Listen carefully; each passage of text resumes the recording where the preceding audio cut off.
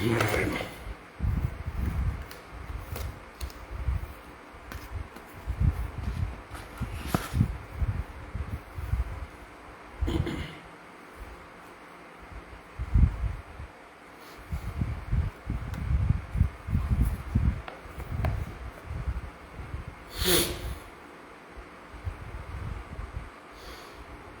ഓം. എല്ലാവർക്കും നമസ്കാരം.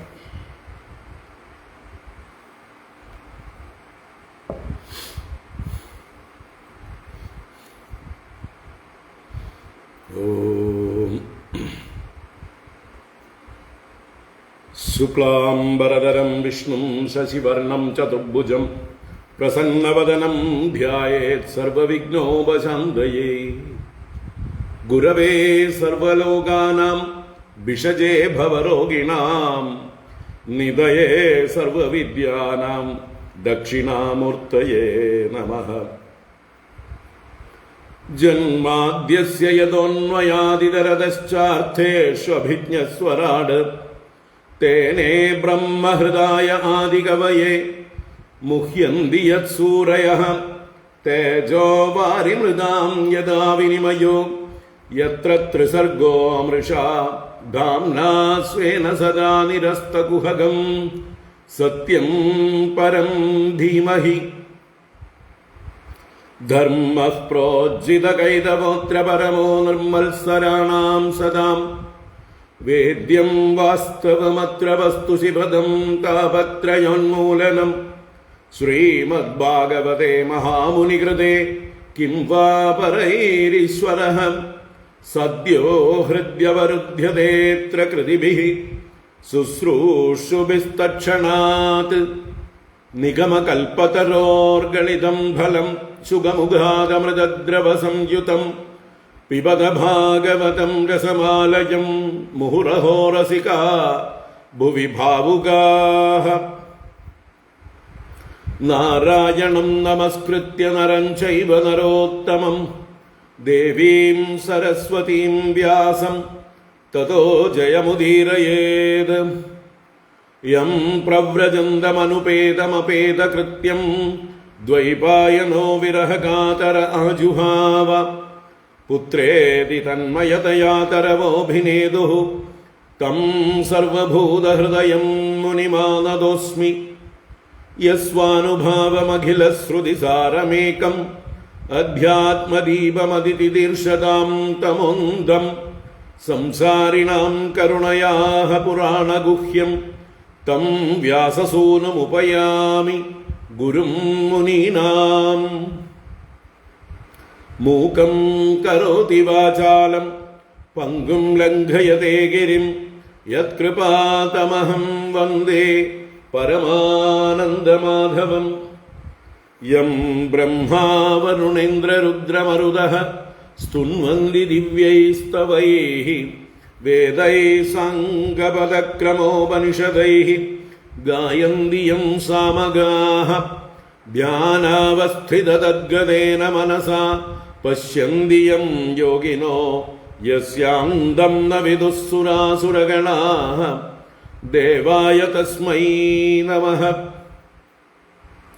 കോമളം കൂജയൻ വേണും ശ്യാമളോയം കുമാരകഃ വേദവേദ്യം പരം ബ്രഹ്മ ഭാസതാം പുരതോ മമ. ഭൂതൈർമഹദ്ഭിർയയിമാ പുരോ വിഭുഃ നിർമ്മായ ശേതേ യദമൂഷു പൂരുഷഃ. ഭുങ്ക്തേ ഗുണാൻ ഷോഡശ ഷോഡശാത്മകഃ സോലങ്കൃഷീഷ്ട ഭഗവാൻ വജാംസി മേ. സച്ചിദാനന്ദരൂപായ വിശ്വോത്പത്യാദിഹേതവേ താപത്രയ വിനാശായ ശ്രീകൃഷ്ണായ വയം നുമഃ. കൃഷ്ണായ വാസുദേവായ ഹരയേ പരമാത്മനെ പ്രണതക്ലേശനാശായ ഗോവിന്ദായ നമോ നമഃ. കൃഷ്ണായ വാസുദേവായ ദേവകീനന്ദനായ ച നന്ദഗോപകുമാരായ ഗോവിന്ദായ നമോ നമഃ. നമഃ പങ്കജനാഭായ നമഃ പങ്കജമാലിനേ നമഃ പങ്കജനേത്രായ നമസ്തേ പങ്കജാംഗ്രയേ പീതാംബരം കരവിരാജിതശംഖചക്രകൗമോദഗീ സരസിജം കരുണാസമുദ്രം രാധാസഹായമതിസുന്ദരമന്ദഹാസം വാതാലയേശമനിശം ഹൃദി ഭാവയാമി വാതാലയേശമനിശം ഹൃദി ഭാവയാമി.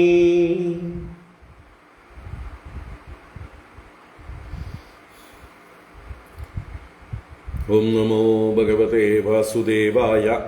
ഓം നമോ നാരായണായ. ശ്രീ ഗുരുവായൂരപ്പ ശരണം.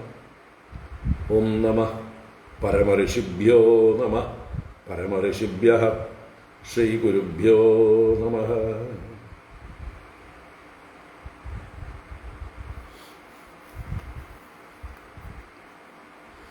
നാരായണ.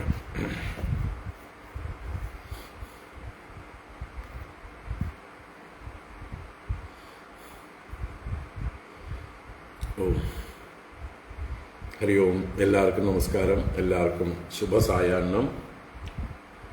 സുസ്വാഗതം.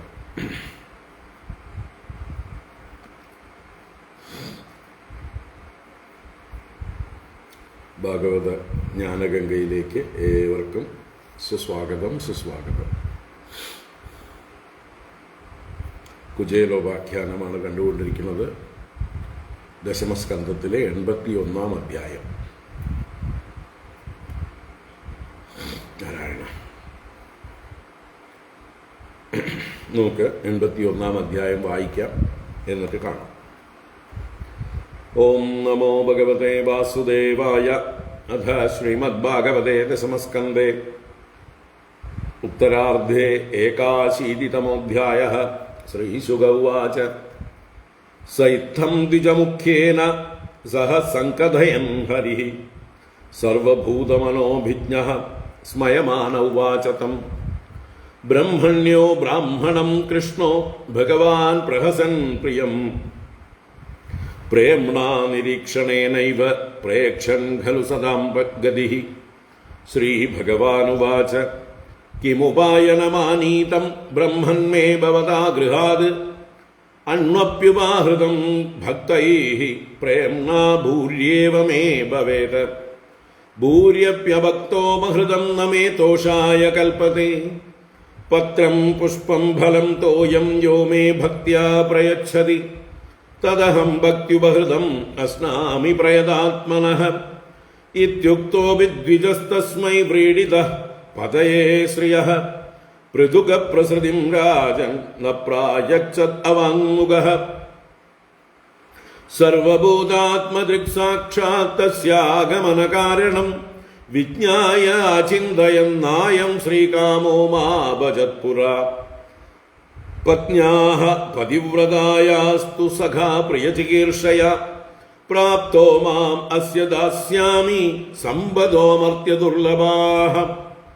ഇത്തം വിചിന്യ വസനാത് ചീരബദ്ധാദ്വിജന്മനഃ സ്വയം ജഹാര കിമിദം ഇതി പൃഥുകതണ്ഡുലാ.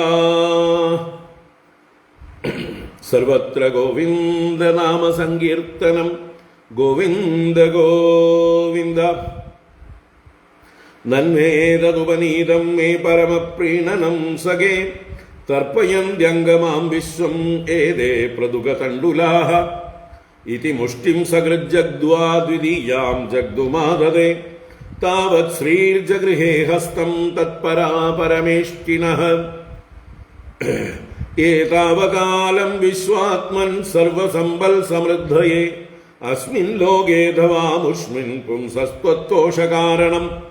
ബ്രാഹ്മണസ്താം തുരജനീം ഉഷിത്വാച്യുതമന്ദിരേ ഭുക്ത്വാ പീത്വാ സുഖം മേനേ ആത്മാനം സ്വർഗദം യഥാ. സ്വഭൂതേ വിശ്വഭാവേന സ്വസുഖേനാഭിവന്ദിതഃ ജഗാമസ്വാലയം താദ പതി അനുവ്രജ്യ നന്ദിതഃ. സ ചാലബ്ധ്വാ ധനം കൃഷ്ണാത് നതു യാചിതവാൻ സ്വയം സ്വഗൃഹാൻ വ്രീഡിതോ ഗച്ഛത് മഹദ്ദർശന നിർവൃതഃ. അഹോ ബ്രഹ്മണ്യദേവസ്യ ദൃഷ്ടാ ബ്രഹ്മണ്യതാ മയാ യദ്ദരിദ്രതമോ ലക്ഷ്മീം ആശ്ലിഷ്ടോ വിപ്രദോരസി ക്വാഹം ദരിദ്രഃ പാപീയാൻ ക്വ കൃഷ്ണഃ ശ്രീനികേതനഃ ബ്രഹ്മബന്ധുരിതി സ്മാഹം ബാഹുഭ്യാം പരിരംഭിതഃ നിവാസിതപ്രിയാജുഷ്ടേ പര്യങ്കേ ഭ്രാതരോ യദാ महिष्या वीचितश्रान्तो वालव्यजनहस्तया शुश्रूषया परमया पादसंवाहनादिभिः पूजितो देवदेवेन विप्रदेवेन देववत् स्वर्गापवर्गयो पुंसां रसायां भुवि सम्पदां सर्वासामपि सिद्धीनां मूलं तच्चरणार्चनम् अधनोऽयं धनं प्राप्यमाद्यन् उच्चैर्नमां स्मरेत् इति कारुणिको नूनं धनं मे अभूरिनाददात् इति तच्चिन्तयन् अन्तः प्राप्तो निजगृहान्तिकं सूर्यानलेन्दुसङ्काशैर्विमानैः सर्वतो वृतं विचित्रोपवनोद्यानैः कूजद्विजकुलाकुलैः प्रोद्भुल्लकुमुदाम्भोजकल्हारोत्पलमारिभिः जुष्टं स्वलङ्कृतैः पुंभिः स्त्रीभिश्च हरिणाक्षिभिः किमिदं कस्य वा स्थानं कथं तदिदमित्यभूत् एवं मीमांसमानं तं नरा नार्योऽमरप्रभाः प्रत्यगृह्णन् महाभागं गीतवाद्येन भूयसा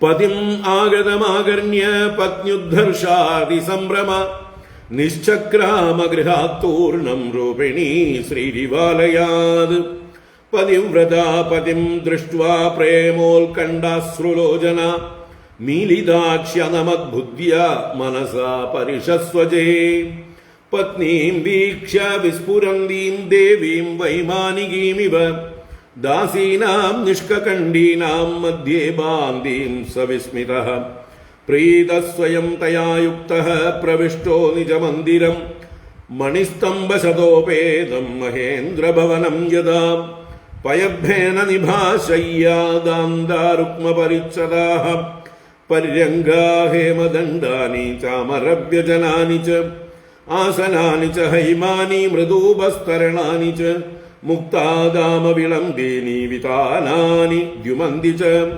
स्वच्छस्फटिककुड्येषु महामारकतेषु च रत्नदीपा भ्राजमाना ललना रत्नसंयुताः विलोक्य ब्राह्मणस्तत्र समृद्धिः सर्वसम्पदां तर्कयामास निर्व्यग्रः स्वसमृद्धिम् अहैतुकीम् नूनं बदैतन्मम दुर्भगस्य शश्वद्दरिद्रस्य समृद्धिहेतुः महाविभूतेरवलोकतोऽन्यो नैवोपपद्येत यदुत्तमस्य नन्वब्रुवाणो दिशते समक्षम् याचिष्णवे भूर्यपि भूरिभोजः पर्जन्यवत्तत्स्वयमीक्षमाणो दाशार्हकाणां ऋषभः सखा मे किञ्चित् करोत्युर्वपि यत्स्वदत्तं सुहृत्कृतं भल्वपि भूरिकारी मयोपनीतां पृथुकैकमुष्टिं प्रत्यग्रहीत् प्रीतियुतो महात्मा तस्यैव मे सौहृदसख्यमैत्री दास्यं पुनर्जन्मनि जन्मनि स्यात् महानुभावेन गुणालयेन विषज्जदस्तल्पुरुषः प्रसङ्गः भक्ताय चित्रा भगवान् हि सम्पदो राज्यं विभूतिर्न समर्थयत्यजः अदीर्घबोधाय विचक्षणः स्वयं पश्यन् निपातं धनिनां मदोद्भवम् इत्थं व्यवसितो बुद्ध्या भक्तो दीवजनार्दनि विषयान् जायया त्यक्ष्यन् बुभुजे नातिलम्बडः तस्य वै देवदेवस्य हरेर्यज्ञपतेः प्रभोः ब्राह्मणा प्रभवो दैवं न तेभ्यो विद्यते परम् एवं स विप्रो भगवल् सुहृत्तदा दृष्ट्वा स्वभृत्यैरजितं पराजितं तद्ध्यानवेगोद्ग्रदितात्मबन्धनः तद्धामलेभे चिरतः सतां गतिम् हरि ओम् एतद्ब्रह्मण्यदेवस्य श्रुत्वा ब्रह्मण्यतां नरः लब्धभावो भगवती कर्मबन्धाद् विमुच्यते। हरि ओम् श्रीमद्भागवते महापुराणे पारमहंस्यां संहितायां ദശമസ്കന്ധേ ഉത്തരാർദ്ധേ പൃഥുഗോപാഖ്യാനം നാമ ഏകാശീതിതമോऽധ്യായഃ. സർവത്ര ഗോവിന്ദനാമ സങ്കീർത്തനം. ഗോവിന്ദ ഗോവിന്ദ. നാരായണാഖില ഗുരോ ഭഗവൻ നമസ്തേ. നാരായണാഖില ഗുരോ ഭഗവൻ നമസ്തേ. നാരായണാഖില ഗുരോ ഭഗവൻ നമസ്തേ. നാരായണ. ഹരി ഓം. എല്ലാവർക്കും ഒരിക്കൽ കൂടെ നമസ്കാരം. ഒരിക്കൽ കൂടെ ശുഭസായാഹ്നം. ഭാഗവത ജ്ഞാനഗംഗയിലേക്ക് സുസ്വാഗതം.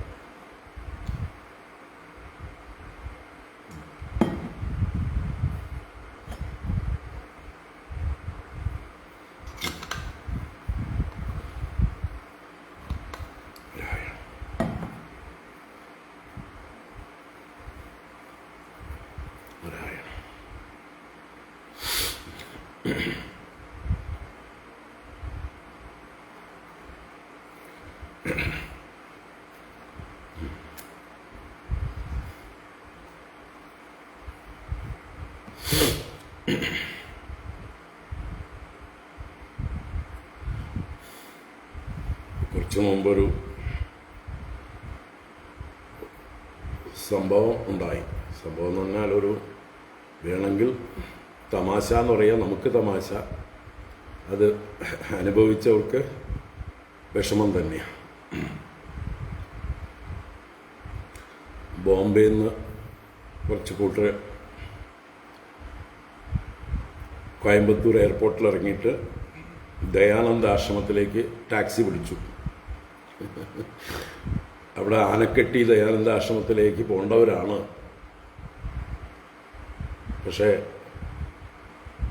ഗൂഗിൾ മാപ്പ് ഡ്രൈവറെ ചതിച്ചു, അവരെയും ചതിച്ചു. പാവങ്ങൾ കുറച്ച് മുമ്പ് ഇവിടെ നേരെ ഇങ്ങടാണ് വന്നത്. ഒരാൾ ഗുജറാത്തിയാണ്, പിന്നെ ഒരാൾ തമിഴ്നാട്ടിൽ നിന്നുള്ള ആളാണ്. അവർക്കൊന്നും ഈ സ്ഥലം അധികം പരിചയമില്ല. ബോംബെയിൽ നിന്ന് വരുന്നവരാണോ. അപ്പോൾ ഇത്രയും ദൂരം 75 കിലോമീറ്റർ ഇങ്ങോട്ട് ഓടി, ഇനിയിപ്പോൾ 75 കിലോമീറ്റർ അങ്ങോട്ട് ഓടണം. 150 കിലോമീറ്റർ അവർക്ക് പണിയായി. അപ്പോൾ നിങ്ങളൊക്കെ ഗൂഗിൾ മാപ്പ് ഇട്ടിട്ട് എവിടെയെങ്കിലുമൊക്കെ പോകുമ്പോൾ സൂക്ഷിക്കണം. ഒരേ പേരിലുള്ള ഒരുപാട് സ്ഥലങ്ങളുണ്ട്. കുളത്തൂർ, കൊളത്തൂർ, ഈ പേരിൽ എത്ര സ്ഥലമാണ് അറിയുള്ളത്. എല്ലാ ജില്ലയിലും ഓരോ കുളത്തൂരുണ്ട്. തമിഴ്നാട്ടിൽ അനേകം കുളത്തൂരുകളുണ്ട്. അപ്പോൾ കുളത്തൂർ എന്ന് അടിച്ചിട്ട് കണ്ണും മൂടി അങ്ങോട്ട് പോയാൽ ഏത് കുളത്തൂരിലാണ് എത്തുക എന്ന് പറയാൻ പറ്റില്ല. അതേപോലെ പല സ്ഥലങ്ങളും ഡ്യൂപ്ലിക്കേറ്റ് ഉണ്ട്. സൂക്ഷിച്ചില്ലെങ്കിൽ നല്ലോണം ഗൂഗിളിൽ നമ്മൾ കൊടുത്തിട്ട് അതിൻ്റെ റൂട്ട്, പല റൂട്ടുകളും അത് കാണിക്കും. അതൊന്ന് എൻലാർജ് ചെയ്ത് നോക്കണം. ഗൂഗിൾ മാപ്പിനെ ഒന്ന് നല്ലോണം സൂം ചെയ്താൽ എവിടേക്കാണ് നമ്മൾ പോകേണ്ടത് എന്നുള്ള അതേ സ്ഥലം തന്നെയാണോ, അതോ ചുറ്റുമുള്ള പരിസരങ്ങൾ വേറെ ജില്ലയാണോ, വേറെ ലൊക്കേഷനാണോ, ഇതൊക്കെ ചെക്ക് ചെയ്തിട്ട് കറക്റ്റ് റൂട്ട് നമുക്ക് വേണ്ടത് ഫിക്സ് ചെയ്യാം. ഇന്ന റൂട്ടിലൂടെയാണ് പോകേണ്ടത്, ഇന്ന ലൊക്കേഷനിലേക്കാണ് പോകേണ്ടത് എന്ന് ഫിക്സ് ചെയ്ത ശേഷമേ പോകാൻ പാടുള്ളൂ. അപ്പോൾ ചില വഴിയില്ലാത്ത വഴി കൂടെയൊക്കെ പോയി ആളുകൾക്ക് ആപത്തൊക്കെ പറ്റിയ ചെറുപ്പക്കാരൊക്കെ വെള്ളത്തിൽ മുങ്ങിയതൊക്കെ എന്താ പറയുക, കേട്ടിട്ടുണ്ട് നമ്മൾ ന്യൂസിൽ. എനിക്കും പറ്റിയിട്ടുണ്ട്. ഞാനും തിരുവണ്ണാമല പോകുമ്പോൾ, കാഞ്ചീപുരത്തേക്ക് പോകുമ്പോൾ, കഴിഞ്ഞ ജനുവരിയിൽ കാഞ്ചീപുരത്തേക്ക് പോകുമ്പോൾ തിരുവണ്ണാമല വഴിക്ക് പോകണം എന്ന് പറഞ്ഞിട്ട് തിരുവണ്ണാമലയ്ക്ക് റൂട്ട് ഇട്ട് കൊടുത്തു. അത് സേലം കഴിഞ്ഞ് ഹൈവേ കൂടെ പോയിട്ട് പിന്നെ ഒരു ഷോർട്ട് കട്ട് എന്നുള്ള മാതിരി വഴി തിരിച്ചു വിട്ടു. ആ വഴി തിരിച്ചു വിട്ടത് എന്താണ്, ഒരു ചെറിയ പുഴയിൽ വെള്ളത്തിൽ കൂടെ ഇറങ്ങിക്കയറണം വണ്ടി. അത് ജീപ്പുകളൊക്കെ ആണെങ്കിൽ ചിലപ്പോൾ പറ്റിയാൽ പോയിന്ന് വരും. വെള്ളം ഒഴുകുന്നുണ്ട്. ആ വെള്ളം ഒഴുകുന്ന പുഴയിൽ കൂടെ പാലമില്ല, ഇറങ്ങിക്കയറേണ്ട വഴിയാണ്. വെള്ളമില്ലാത്ത വേനൽക്കാലത്ത് വേണമെങ്കിൽ പോവാം ആ വഴിക്ക്, ബൈക്കുകൾക്ക് വേണമെങ്കിൽ പോവാം. അപ്പം ഇങ്ങനെ ബൈക്കിന് പോകാനുള്ള വഴിയെ കാറിന് കാണിച്ചു തരും ചിലപ്പം, അല്ലെങ്കിൽ വല്ല ട്രാക്ടറോ വേറെ വല്ല ജീപ്പോ ഒക്കെ പോകുന്ന വഴി കൂടെ കാറുകൾക്ക് പോകാൻ പറ്റില്ല. അപ്പോൾ കുറേ ദൂരം നിന്നിട്ട് 6-7 കിലോമീറ്റർ തിരിച്ചു വന്ന് വേറെ വഴി കൂടെ പോകേണ്ടി വന്നു. അപ്പം അതുകൊണ്ട് ഞാനും ഇപ്പോൾ അവർക്ക് എന്താ പറയുക സന്തോഷമാവുകയും ചെയ്തു. ഇവിടെ വന്ന് എന്നെ കണ്ടു, ഈ ആശ്രമം കണ്ടു, സ്വാമിജിയുടെ അനുഗ്രഹം മതി, വേറെ ചായ കുടിക്കാൻ പോലും അവർ നിന്നില്ല. ഞാനും കുളിക്കാൻ പോകാൻ നിൽക്കുകയായിരുന്നു, അപ്പോഴാണ് അവർ വന്നത്. അപ്പോൾ ഇങ്ങനൊരു സംഭവം ഉണ്ടായി. നിങ്ങളും എവിടെയെങ്കിലുമൊക്കെ പോകുമ്പോൾ ഇതുപോലെ ഗൂഗിൾ മാപ്പ് ഇട്ടിട്ട് പോകുമ്പോൾ അത് വേണ്ട പോലെ കൃത്യമായിട്ട് അതിനെ സൂം ചെയ്ത് നോക്കി പോകാൻ ഉദ്ദേശിച്ച സ്ഥലം തന്നെയാണോ എന്ന് നോക്കിയിട്ട് വേണം പോകാൻ. കാരണം ദയാനന്ദ ആശ്രമം എന്ന് കൊടുത്താൽ നമ്മുടെ ആശ്രമം വളരെ പോപ്പുലറായിട്ട് ഒരുപാട് പേര് വന്നുകൊണ്ടേ ഇരിക്കുന്നുണ്ട്. അപ്പോൾ ഏറ്റവും ആദ്യം സ്ട്രൈക്ക് ചെയ്യുന്ന ദയാനന്ദാശ്രമം ചിലപ്പോൾ ഇതായിരിക്കും സൗത്ത് ഇന്ത്യയിൽ. അങ്ങനെ ഫോണുകൾ ഒരുപാട് വരാറുണ്ട്. അപ്പോൾ അവൾ പല ഗൂഗിളിൽ നിന്നൊക്കെ ആളുകൾ സെർച്ച് ചെയ്ത് നമ്മുടെ നമ്പർ എടുത്തിട്ട് ആനക്കട്ടി ദയാനന്ദാശ്രമമാണെന്ന് വിചാരിച്ച് വിളിക്കും. എല്ലാവർക്കും ഫസ്റ്റ് എത്തിച്ചേരുന്നത് ഇവിടേക്കാണ്. അപ്പോൾ അതുപോലെയാണ് പലയിടത്തും എന്ന് പറയുക. എല്ലാവർക്കും ഒരു പാഠം പറഞ്ഞു തന്നാണ് വഴി തെറ്റാതിരിക്കാൻ. നമ്മുടെ ജീവിതത്തിലും അതുപോലെ വഴി തെറ്റാതിരിക്കട്ടെ, ആധ്യാത്മിക മാർഗത്തിലും വഴി തെറ്റാതിരിക്കട്ടെ. ശരിയായ വഴിയിലൂടെയാണ് നമ്മൾ പോകുന്നത് എന്ന് ഇടയ്ക്കിടയ്ക്ക് ഉറപ്പിക്കണം. അതിന് ഗുരുക്കന്മാരുമായിട്ട് ബന്ധത്തിലിരിക്കണം, അല്ലേ? ആ ഗുരുക്കന്മാരാണ് നമ്മൾ പോകുന്ന വഴി ശരിയാണെന്ന് നമ്മൾക്ക് ഉറപ്പ് തരുള്ളൂ. ഗുരോരനുഗ്രഹേണൈവ പുമാൻ പൂർണ്ണ പ്രശാന്തയേ.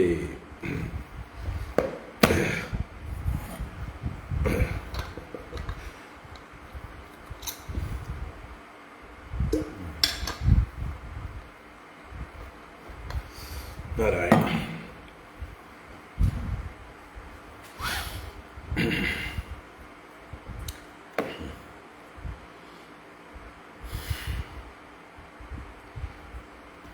അപ്പോൾ നമുക്ക് കുചേലോപാഖ്യാനത്തിലേക്ക് വരാം.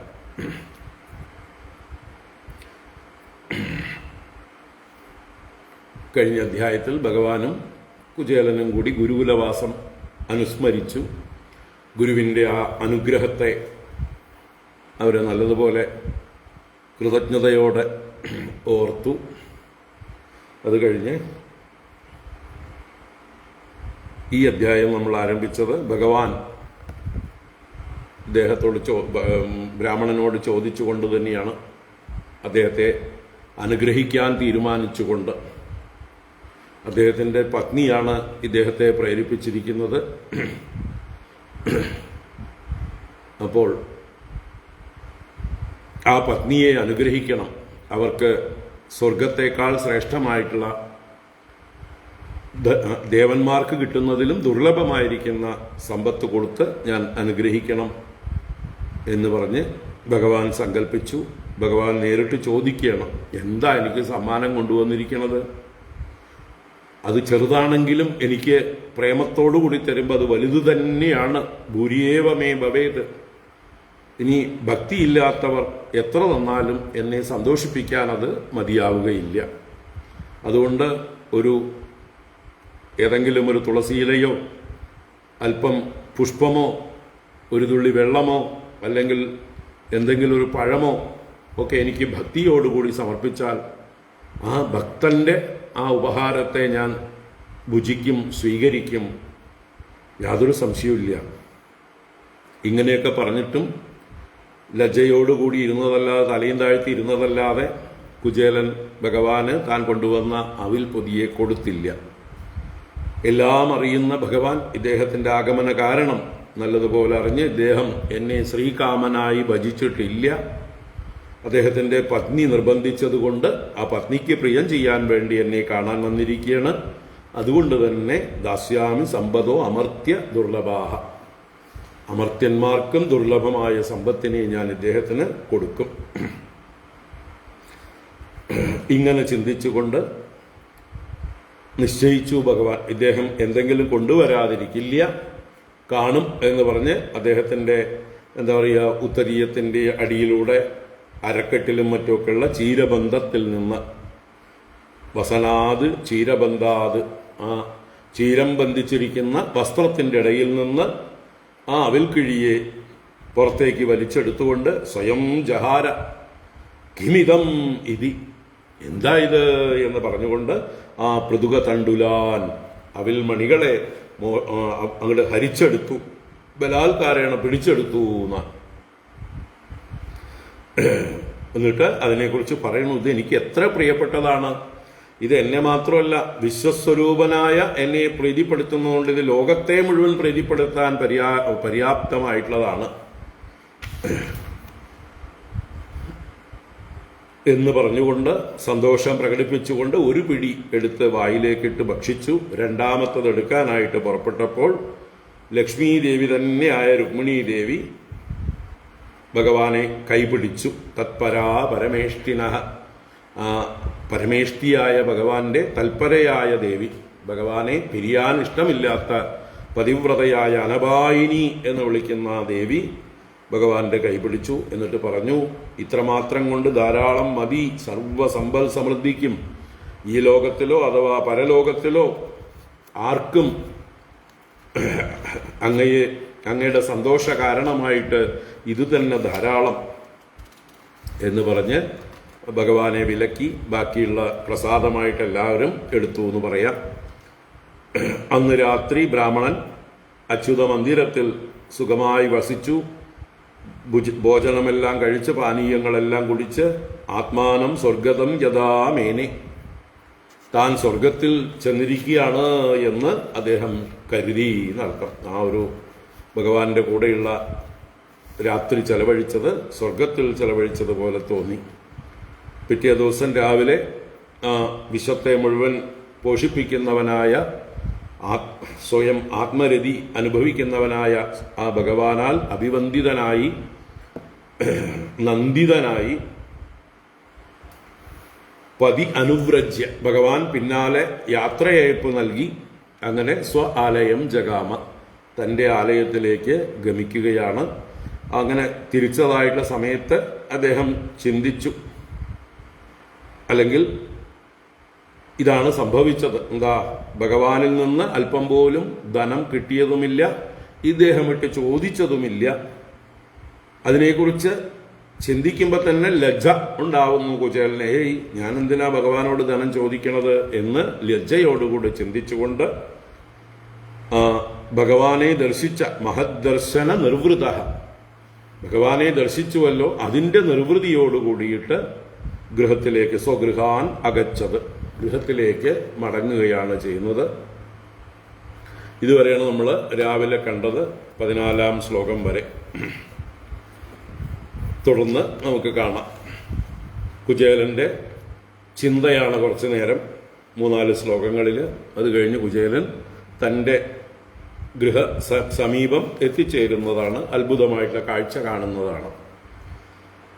അപ്പോൾ ഭഗവാൻ തന്നോട് കാണിച്ച കാരുണ്യത്തെ, സ്നേഹവാത്സല്യങ്ങളെ, തന്നെ പൂജിച്ച് ആദരിച്ചതിനെ എല്ലാം ഓർത്ത് വീണ്ടും വീണ്ടും അത്ഭുത പരതന്ത്രനായി ഭഗവാനോടുള്ള ഭക്തി വർദ്ധിച്ചു വരികയാണ്.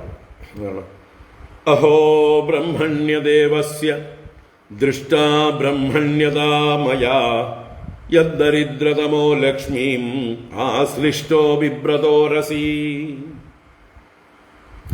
അഹോ ബ്രഹ്മണ്യദേവസ്യ ദൃഷ്ടാ ബ്രഹ്മണ്യതാ മയാ യദ്ദരിദ്രതമോ ലക്ഷ്മീം ആശ്ലിഷ്ടോ ബിഭ്രതോരസി. ഇദ്ദേഹം ആശ്ചര്യപൂർവം ചിന്തിക്കണം. ഓ, ആശ്ചര്യം, ആശ്ചര്യം. എന്താണ്? ബ്രഹ്മണ്യദേവസ്യ ബ്രഹ്മണ്യതാ മയാ ദൃഷ്ടാ. ബ്രഹ്മണ്യദേവൻ എന്ന് പറഞ്ഞാൽ ബ്രാഹ്മണരെ ദേവനായി കരുതിയിരിക്കുന്നവൻ ആണ് ഭഗവാൻ. ബ്രാഹ്മണനെ സ്വയം ദേവതുല്യമായി ഈശ്വരതുല്യമായി കണക്കാക്കുന്നവനാണ്. അങ്ങനെയുള്ള ആ ഭഗവാന്റെ ബ്രഹ്മണ്യത, ബ്രാഹ്മണരോടുള്ള ഭക്തി, ആദരവ്, അത് മയാ ദൃഷ്ട, എന്നാൽ കാണപ്പെട്ടു. അഹോ ആശ്ചര്യം. ഇപ്പൊ ഇവിടെ ഭഗവാൻ ആ ബ്രാഹ്മണരോടുള്ള ഭക്തി അഥവാ ആദരവ് പ്രകടമാക്കി അത് കണ്ട് അദ്ദേഹം സ്വയം ആശ്ചര്യപ്പെടുകയാണ്. ഇവിടെ ഏതുതരം ബ്രാഹ്മണരെയാണ് ഉദ്ദേശിക്കുന്നത്? ശുദ്ധ ബ്രാഹ്മണരെ, സാത്വികന്മാരായിട്ടുള്ള ഗുണം തികഞ്ഞ ബ്രാഹ്മണ്യ ജീവിതം നയിക്കുന്ന അതുപോലെയുള്ള മഹാത്മാക്കളെയാണ് ഇവിടെ ഉദ്ദേശിച്ചിരിക്കുന്നത്. അല്ലാതെ ഭഗവാൻ തോന്നിയവാസികളായിട്ട് നടക്കുന്ന ബ്രാഹ്മണ വേഷധാരികളെ ഉദ്ദേശിച്ചിട്ടല്ല ഇവിടെ നമ്മൾ കണക്കിലെടുക്കേണ്ടത്. ഭഗവാനെ ഇങ്ങനെ ഒരു എന്താ പറയുക, ജാതി ബ്രാഹ്മണരെ ബഹുമാനിക്കുന്നവനാണ് ഭഗവാനെന്ന് ഭഗവാന്റെ മേലെ മുദ്ര കുത്താതിരിക്കുക. ഭഗവാന്റെ ഗീതയിൽ ഭഗവാൻ തന്നെ സ്വയം പറഞ്ഞിട്ടുണ്ട് ആരാണ് ബ്രാഹ്മണൻ എന്ന്. ഗുണകർമ്മ വിഭാഗശഃ ചാതുർവർണ്ണ്യം മയാ സൃഷ്ടം ഗുണകർമ്മ വിഭാഗശഃ. അപ്പോൾ ജന്മമുണ്ടായിക്കോട്ടെ, അതോടൊപ്പം തന്നെ ഗുണവും കർമ്മവും ഉണ്ടെങ്കിൽ അവനൊരു ഉത്തമ ബ്രാഹ്മണൻ ആവുന്നുള്ളൂ. അങ്ങനെയുള്ള ബ്രാഹ്മണരെയാണ് ഇവിടെ ഭഗവാൻ ബഹുമാനിച്ചിരിക്കുന്നത്, പൂജിച്ചിരിക്കുന്നത്. അപ്പോ എന്താ ബ്രഹ്മണ്യദേവസ്യ ബ്രഹ്മണ്യത മയാ ദൃഷ്ട, എന്താണതില് ദൃഷ്ടാന്തം? യത് എന്തെന്നാൽ ലക്ഷ്മീം ഉരസി വിഭ്രത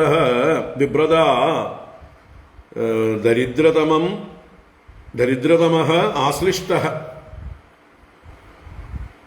ലക്ഷ്മീം ഉരസി ബിഭ്രത, ലക്ഷ്മിയെ മാറിൽ ധരിക്കുന്നവനായ ഭഗവാനാൽ. ബിഭ്രതാ ഭഗവത എന്ന് ചേർത്തെടുക്കണം. ബിഭ്രതാ ഭഗവത, ലക്ഷ്മിയെ മാറിൽ ധരിക്കുന്നവനായ ഭഗവാനാൽ ദരിദ്രതമഃ ആശ്ലിഷ്ടഃ, അത്യന്തം ദരിദ്രതമനായ അഹം ആശ്ലിഷ്ടഃ, ഞാൻ ആശ്ലേഷിക്കപ്പെട്ടിരിക്കുന്നു. സ്വയം പറയണം, ഞാൻ ആശ്ലിഷ്ടനായിരിക്കുന്നു. ദരിദ്രതമനായിട്ടുള്ള അഹം ആശ്ലേഷിക്കപ്പെട്ടിരിക്കുന്നു. അപ്പൊ ലക്ഷ്മിയെ മാറിൽ ധരിച്ച് ആലിംഗനം ചെയ്യുന്ന, എപ്പോഴും ലക്ഷ്മിയോട് ചേർന്നിരിക്കുന്ന ഭഗവാന്റെ മാറിലേക്ക് എന്നെ വലിച്ച് ആലിംഗനം ചെയ്തു ദൃഢമായിട്ട്. എന്തൊരു കാരുണ്യമാണ്, എന്തൊരു സ്നേഹമാണ് ഭഗവാന് എന്ന് ആശ്ചര്യപ്പെടണം. അതാണ് അഹോ എന്ന്. അതിനെ കൂടുതൽ വിസ്തരിക്കുന്നു. ക്വാഹം ദരിദ്രഃ പാപീയാൻ ക്വ കൃഷ്ണഃ ശ്രീനികേതനഃ ബ്രഹ്മബന്ധുരിതി സ്മാഹം ബാഹുഭ്യാം പരിരംഭിതഃ. ക്വാഹം ദരിദ്രഃ പാപീയാൻ ക്വ കൃഷ്ണഃ ശ്രീനികേതനഃ ബ്രഹ്മബന്ധുരിതി സ്മാഹം ബാഹുഭ്യാം പരിരംഭിതഃ. അപ്പോ സ്വയം ചിന്തിക്കണം. ക്വ അഹം ദരിദ്രഃ പാപീയാൻ. അപ്പൊ ദരിദ്രഃ, അത്യന്തം ദരിദ്രനായ, അല്ലെ, ഉപജീവനത്തിന് പോലും ഒന്നും കയ്യിലില്ലാത്തവനായ, പാപിയാൻ, അത്യന്തം പാപിയായ അഹം ക്വ, ഞാൻ എവിടെ കിടക്കണു? ഞാൻ എത്ര നിസ്സാരനാണ്, നിന്ദ്യനാണ്, നീചനാണ് സമൂഹത്തിന് എന്ന് സ്വയം വിനയം കൊണ്ട് പറയുകയാണ്. പാപിയാൻ എന്ന് പറഞ്ഞാൽ ഈ ജന്മത്തിൽ എന്തായാലും അദ്ദേഹം പാപം ചെയ്തിട്ടില്ല. പൂർവ്വജന്മത്തിലെ പാപത്തിന്റെ പ്രാരബ്ധമായിരിക്കാം ദാരിദ്ര്യം. തീർച്ചയായിട്ടും അങ്ങനെ ദാരിദ്ര്യം ഉള്ളത് പൂർവ്വജന്മത്തിന്റെ കടമാണ്, സംശയമൊന്നുമില്ല. അല്ല, വെറുതെ ഒരാൾ ദാരിദ്ര്യം അനുഭവിക്കുകയില്ല. അയാൾക്ക് ഈ ജന്മത്തെ പ്രാരബ്ധം നിശ്ചയിക്കുന്നത് പൂർവ്വജന്മത്തിലെ കർമ്മങ്ങൾ കൊണ്ടാണ്. അപ്പൊ ഏതോ ജന്മത്തിന് മുമ്പ് ഏതോ പാപം ചെയ്തിട്ടുണ്ട്, അത് സത്യം തന്നെയാണ്. അദ്ദേഹം പറഞ്ഞ അഹം പാപിയാൻ, അല്ലാതെ ഈ ജന്മത്തിൽ വലിയ പാപങ്ങളൊന്നും ചെയ്തിട്ടില്ല. അപ്പൊ ഞാൻ എവിടെ കിടക്കണു? അഹം ക്വ. അതുപോലെ ഭഗവാനോ ശ്രീനികേതനഃ കൃഷ്ണഃ ക്വ. ശ്രീയുടെ നികേതനായ, ലക്ഷ്മിയുടെ വാസസ്ഥാനമായ, ലക്ഷ്മി ആരിൽ വസിക്കുന്നുവോ അവൻ ശ്രീനികേതനൻ. ആ ശ്രീനികേതനൻ ആയിട്ടുള്ള കൃഷ്ണഃ ക്വ, കൃഷ്ണൻ എവിടെ കിടക്കണു? അപ്പൊ ഞാനും കൃഷ്ണനും തമ്മിൽ ഒരു എന്താ പറയുക, സൂര്യനും മിന്നാമിനുങ്ങും പോലെയുള്ള അന്തരം പോലും അല്ല, അതിലും കൂടുതലുണ്ടാവും അല്ലേ. അജഗജാന്തരം എന്നൊക്കെ പറയുന്നത് ചെറിയ അന്തരേ ആയുള്ളൂ. അജവും ഗജവും തമ്മിൽ അന്തരം വളരെ ചെറുതാണ്. സമുദ്രവും ഒരു ചെറിയ കൂപവും തമ്മിലുള്ള അന്തരം എന്ന് വേണമെങ്കിൽ പറയാം. വലിയ സമുദ്രവും ഒരു ചെറിയ കിണറും തമ്മിൽ ഒരുപാട് അന്തരമുണ്ട്. അതുപോലെയാണ് എന്ന് സ്വയം പറയാണ് കുചേലൻ പറയാണ്. ഭഗവാനെ സംബന്ധിച്ച് കുചേലൻ താൻ തന്നെയാണ്. ജ്ഞാനീതു ആത്മൈവ ഇതിമേ മതം എന്ന് ഗീതയിൽ ഭഗവാൻ ജ്ഞാനികളെ കുറിച്ച് പറയും. ജ്ഞാനി ഞാൻ തന്നെയാണെന്നാണ് എൻ്റെ അഭിപ്രായം. അപ്പൊ ഇവിടെ കുചേലൻ തന്റെ വിനയം കൊണ്ട് പറയുന്നതാണ്. അപ്പൊ ഞാൻ എവിടെ കിടക്കണു, ഭഗവാൻ എവിടെ കിടക്കണു? ബ്രഹ്മബന്ധു ഇതി ബാഹുഭ്യാം അഹം പരിരംഭിതഃ സ്മ. ബ്രഹ്മബന്ധു ഇതി, ബ്രഹ്മബന്ധു എന്ന് പറഞ്ഞാൽ ബ്രാഹ്മണ വംശത്തിൽ ജനിച്ചവൻ, ബ്രാഹ്മണർ ബന്ധുവായിട്ടുള്ളവൻ. അച്ഛനും അമ്മയും ബന്ധുക്കളാണ്. അപ്പോൾ ബ്രാഹ്മണരായ അച്ഛനും അമ്മയ്ക്കും ജനിച്ചതുകൊണ്ട്, ബ്രാഹ്മണ കുലജാതനായതുകൊണ്ട് ഞാൻ അദ്ദേഹത്തിന്റെ കൈകളാൽ, രണ്ട് കൈകളാലും പരിരംഭിതഃ സ്മ, ഞാൻ പരിരംഭണം ചെയ്യപ്പെട്ടു എന്ന് ഭക്തിപൂർവം കൃതജ്ഞതാപൂർവം ഭഗവാന്റെ മാഹാത്മ്യത്തെ, കാരുണ്യത്തെ, ഭഗവാന്റെ ആ ഒരു എന്താ പറയുക സമഭാവനയെ എല്ലാം ചിന്തിക്കുകയാണ്. ഭഗവാൻ വേണമെങ്കിൽ ഈ ദരിദ്രതമനായിട്ടുള്ള ഇയാളെ അകറ്റി നിർത്തുകയൊക്കെ ചെയ്യാം. സാധാരണ ലൗകികരായിട്ടുള്ള ആളുകൾ അങ്ങനെയാണ് അല്ലേ. താൻ വലിയ രാജകീയ പദവിയിലിരിക്കുമ്പോൾ ഒരു ദരിദ്രനായിട്ടുള്ള ഒരാൾ തൻ്റെ സുഹൃത്താണെന്ന് പറഞ്ഞ് വന്നാൽ പെട്ടെന്നൊന്നും അംഗീകരിക്കില്ല. മറ്റുള്ളവർ കണ്ടാൽ എന്ത് വിചാരിക്കും എന്ന് പറഞ്ഞ് ഒരു എന്താ പറയുക, ഒരു അവജ്ഞയോടെയുള്ള പരിചയം കാണിക്കും. വേണ്ട പോലെ സ്നേഹം പ്രകടിപ്പിക്കുന്നവർ വളരെ ചുരുക്കം. അങ്ങനെയുള്ളവർ നല്ലവർ, ഉത്തമന്മാർ അല്ലേ. നല്ലവരാണ്. ദാരിദ്ര്യം മാത്രമേ അവർക്കൊരു ദോഷമുള്ളൂ, ബാക്കി അവർക്കൊരു കുഴപ്പമില്ലെങ്കിൽ, സജ്ജനങ്ങളാണെങ്കിൽ അവരെ സ്നേഹപൂർവം ബഹുമാനിച്ച് സമബുദ്ധിയോടുകൂടെ സ്വീകരിക്കുന്നതിൽ ഒരു തെറ്റുമില്ല. അങ്ങനെയാണ് വേണ്ടത്. മറ്റേ എന്താ പറയുക, ദുഷ്ട സ്വഭാവമൊക്കെ ഉള്ളവരെ വേണമെങ്കിൽ അകറ്റി നിർത്താം അല്ലേ. ഇപ്പം ഞങ്ങളെപ്പോലെയുള്ളവരുടെയൊക്കെ പൂർവാശ്രമത്തിൽ കൂട്ടുകാരായിരുന്നവർക്കിപ്പോൾ എല്ലാ തരക്കാരും ഉണ്ടാവും. നല്ലോണം പഠിച്ച് വലിയ തലങ്ങളിലിരിക്കുന്നവരുണ്ടാവും, കള്ളും കുടിച്ച് തോന്നിയവാസികളായി നടക്കുന്നവരും ഉണ്ടാവും. അപ്പോൾ അത് എങ്ങനെ കൈകാര്യം ചെയ്യണമെന്ന് സന്ദർഭത്തിനനുസരിച്ച് നമ്മൾ കൈകാര്യം ചെയ്യുക. കള്ളു കുടിച്ചവർ വന്ന് തോളിൽ കൈയിടാൻ വരും. ഈ നമ്മുടെ പഴയ ആളല്ലേ എന്ന് പറഞ്ഞിട്ട് വേണമെങ്കിൽ നമ്മുടെ തോളിൽ കൈയിടാൻ വരും. അറിവും ബുദ്ധിയുള്ളവർ, വലിയ ഉദ്യോഗത്തിലൊക്കെ ഇരിക്കുന്നവർ ബഹുമാനപൂർവ്വം നമ്മളെ തൊഴുത് നമസ്കരിച്ച് വിനയം കാണിക്കും. രണ്ടു തരത്തിൽ അതാണ് അവരുടെ സംസ്കാരമാണ്. അപ്പൊ സംസ്കാരമുള്ളവർ നമ്മളെ വേണ്ട പോലെ ബഹുമാനിക്കും. സംസ്കാരഹീനന്മാരായിട്ടുള്ളവർ അവർ പഴയ പോലെ തോളിൽ കൈയിടാൻ തന്നെ വരും. വേണമെങ്കിൽ കുറച്ച് കള്ള് കുടിച്ചിട്ടും ഉണ്ടാവാം അല്ലേ. അപ്പൊ അങ്ങനെ കള്ളു കുടിച്ചവർ വന്ന് തോളിൽ കൈയിടുന്നത് നമുക്ക് അത്ര ഇഷ്ടമുള്ള കാര്യമുള്ളതല്ല. നാറിയിട്ട് വയ്യ നമ്മൾ മാറ്റി നിർത്തും.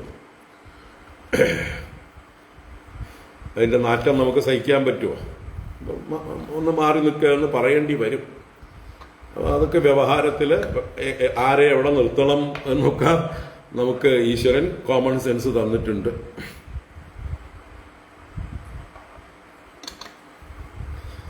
അവിടെ പഴയ കൂട്ടുകാരനാണ് ഭഗവാൻ കൃഷ്ണൻ. കുചേലനെ കെട്ടിപ്പിടിച്ചു, അതുകൊണ്ട് ഞാനും കെട്ടിപ്പിടിക്കണം. കുചേലന് ആ യോഗ്യതയുള്ളത് കൊണ്ടാണ്, ശ്രേഷ്ഠനായതുകൊണ്ടാണ്. ഇപ്പൊ പറഞ്ഞു വന്നത് ബ്രഹ്മബന്ധുരിതിസ്മാഹം, ഒരു ബ്രാഹ്മണ കുലത്തിൽ ജനിച്ചവൻ എന്ന് കരുതിയിട്ടാണ് എന്നെ കൈകളെ കൊണ്ട് ആലിംഗനം ചെയ്തത്.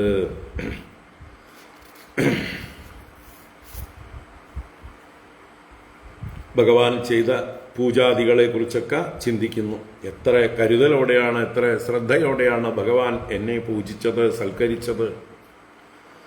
നിവാസിത പ്രിയാജുഷ്ടേ പര്യങ്കേ ഭ്രാതരോ യഥാ മഹിഷ്യാവിജിതശ്രാന്തോ ബാലവ്യജനഹസ്തയാ നിവാസിത പ്രിയാജുഷ്ടേ പര്യങ്കേ ഭ്രാതരോ യഥാ महिष्यावीजितश्रान्तो वालव्यजनहस्तया प्रियाजुष्टे पर्यङ्गे भ्रातरः यदा निवासितः എന്നെ ഇരുത്തി നിവാസിതഃ നിവസിപ്പിക്കപ്പെട്ടു. ഏതുപോലെ? ഭ്രാതരഃ യഥാ ജ്യേഷ്ഠനെ പോലെ ബലരാമസ്വാമിയെ സ്വീകരിക്കും പോലെ എന്നെ സ്വീകരിച്ചു. എവിടെ? പ്രിയാജുഷ്ടേ പര്യങ്കേ. ആ പ്രിയയാൽ പത്നിയാൽ സേവിക്കപ്പെടുന്ന പത്നി എപ്പോഴും ഇരിക്കുന്നതായിട്ടുള്ള ആ രുക്മിണീ ദേവി ഇരിക്കുന്നതായിട്ടുള്ള ആ പര്യങ്കത്തിൽ കട്ടിലിലാണ് എന്നെ പിടിച്ചിരുത്തിയത്. ജ്യേഷ്ഠനെ ഇരുത്തും പോലെ എന്നെ പിടിച്ചിരുത്തി. വാലവ്യജനഹസ്തയാ महिष्या ശ്രാന്തഃ വീജിതഃ.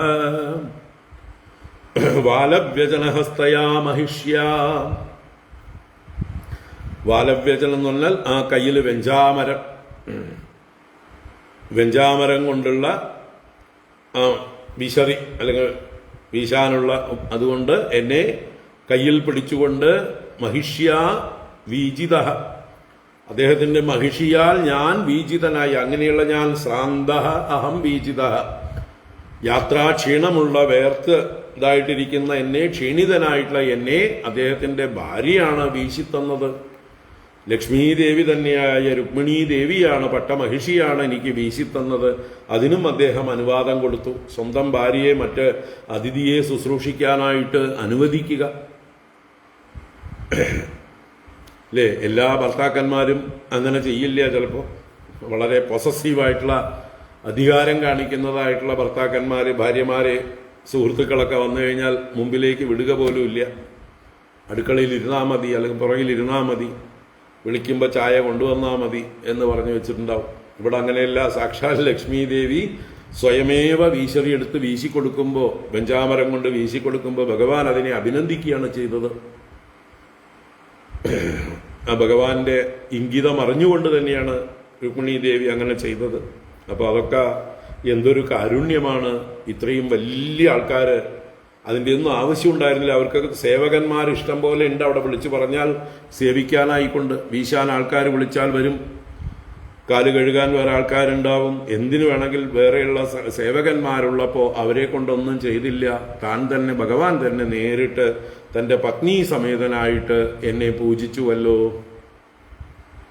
അല്ലേ? ഒരു യാഗത്തിൽ എങ്ങനെയാണോ യജമാനൻ യാഗം ചെയ്യുമ്പോൾ കൂടെ പത്നി യജമാനിയായി ഒപ്പം ഇരുന്ന് ചെയ്യണം, അതേപോലെ പൂജകൾക്കൊക്കെ സങ്കല്പം പറയുമ്പോൾ ഒപ്പം ഉണ്ടാവണം. ഭർത്താവ് പൂജ കഴിക്കുമ്പോൾ ഭാര്യയും കൂടെ ഇരുന്നുകൊണ്ട് ആ സങ്കല്പത്തിൽ പാത്രം ആവണം, അതിന് സഹായം ചെയ്യണം, ഒപ്പം നിൽക്കണം. അതുപോലെയാണ് ഇവിടെ രുക്മിണീ ദേവിയും ചെയ്തത്. തൻ്റെ ഭർത്താവ് അതിഥിയെ പൂജിക്കുന്നു, തൻ്റെ സഖാവിനെ പൂജിക്കുന്നു. കൂടെ നിൽക്കേണ്ടത് എൻ്റെ കർത്തവ്യമാണ്, പത്നിയായ ഞാൻ കൂടെ നിന്ന് പൂജിക്കണം എന്നുള്ള ഒരു ബോധം രുക്മിണീ ദേവിക്ക് സ്വയമേവ ആ സംസ്കാരം കൊണ്ട് ഉണ്ട് എന്ന് പറയാം. നമ്മളിൽ എത്ര പേർക്കുണ്ട് എന്നറിയില്ല അല്ലേ? വീട്ടില് ഭർത്താവിൻ്റെ കൂട്ടുകാരോ ഭർത്താവിൻ്റെ വീട്ടുകാരോ വന്നാൽ അവരെ വേണ്ട പോലെ ബഹുമാനിക്കാൻ പല ഭാര്യമാരും തയ്യാറാവില്ല. പലപ്പോഴും അവമാനിച്ചു വിടുക, നിന്ദിച്ചു വിടുകയൊക്കെ ചെയ്യാറുണ്ടാവും. അത് അദ്ദേഹത്തെ, ഭർത്താവിനെ വേദനിപ്പിക്കലാണ്. ഭർത്താവിൻ്റെ സുഹൃത്തുക്കളെയോ ബന്ധുക്കളെയോ അവഗണിക്കുകയോ അവമാനിക്കുകയോ ചെയ്യുന്നത് തീർച്ചയായിട്ടും ആ ഭർത്താവിനെ വലിയ മുറിവേൽപ്പിക്കുന്ന പരിപാടിയാണ്. അദ്ദേഹത്തിന് നല്ലോണം മുറിവേൽക്കും. അത് പിന്നെ സ്ഥിരമായി കഴിഞ്ഞാൽ പഴകും അല്ലേ? കുറെ കഴിഞ്ഞാൽ ഇവളിങ്ങനെ തന്നെയാണ്. അത് നാട്ടുകാർക്കും മനസ്സിലാവും, വരുന്നവർക്കും മനസ്സിലാവും, സ്വയവും അത് മനസ്സിലാക്കി ഭർത്താവും ഒന്നും പറഞ്ഞിട്ട് കാര്യമില്ല എന്നാവും. ആദ്യ കാലത്തൊക്കെ വേദനിക്കും, നല്ല ഹൃദയവേദന, മുറിവേൽക്കും. അപ്പം അതറിഞ്ഞുകൊണ്ട് വേണം പരസ്പരം, ആരുടെ വീട്ടിൽ നിന്ന് ആര് വന്നാലും, ബന്ധുക്കൾ വന്നാലും മുതിർന്നവർ വന്നാലും, ഭാര്യ വീട്ടിൽ നിന്നാണ് ആളുകൾ വരുന്നതെങ്കിൽ ഭർത്താവ് അവരെ ബഹുമാനപൂർവ്വം സ്വീകരിക്കണം. ഭർത്താവിൻ്റെ വീട്ടിൽ നിന്നാണ് വരുന്നതെങ്കിൽ ഭാര്യ അവരെ ബഹുമാനപൂർവ്വം സ്വീകരിക്കണം, സൽക്കരിക്കണം. ഹൃദ്യമായിട്ടുള്ള സ്വാഗതം കൊടുക്കണം. ഇതാണ് നമ്മുടെ സംസ്കാരം. ഭഗവാൻ കാണിച്ചു തരുന്നു, രുക്മിണി ദേവി കാണിച്ചു തരുന്നു. ഇതൊന്നും നേരാമണ്ണം കേൾക്കുകയും അറിയുകയും ചെയ്യാത്ത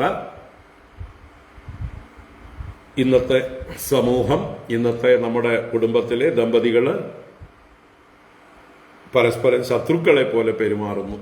ഭാര്യ വീട്ടിൽ നിന്ന് വരുന്നവർക്കൊക്കെ ഭർത്താവിന് ഭാര്യ വീട്ടിൽ നിന്ന് ആൾക്കാർ വരുമ്പോൾ വലിയ ഇഷ്ടമില്ല, അമർഷം. ചിലപ്പോൾ ഭാര്യ വീട്ടിൽ നിന്ന് ആരെങ്കിലും വരുമ്പോൾ അതേ സമയത്ത് ഭർത്താവ് ഇറങ്ങിപ്പോവും അവരെ ഫേസ് ചെയ്യാതെ. ഭർത്തൃ വീട്ടിൽ നിന്ന് ആരെങ്കിലും വന്നാൽ ഭാര്യ മുറുമുറുത്തോണ്ട് ഒന്നും ചെയ്യില്ല, സഹായിക്കില്ല, അവരെ അവഗണിക്കും, എല്ലാം ചെയ്യും. ഇങ്ങനെ ഒരുപാട് കാണാം നമുക്ക് ചുറ്റും. അങ്ങനെ ആവാതിരിക്കുക നമ്മുടെ ഗൃഹങ്ങളിലൊക്കെ. ഈ ഭാഗവത ജ്ഞാനഗംഗ കേൾക്കുന്നവരൊക്കെ അങ്ങനെയുള്ളവരാവാതിരിക്കുക.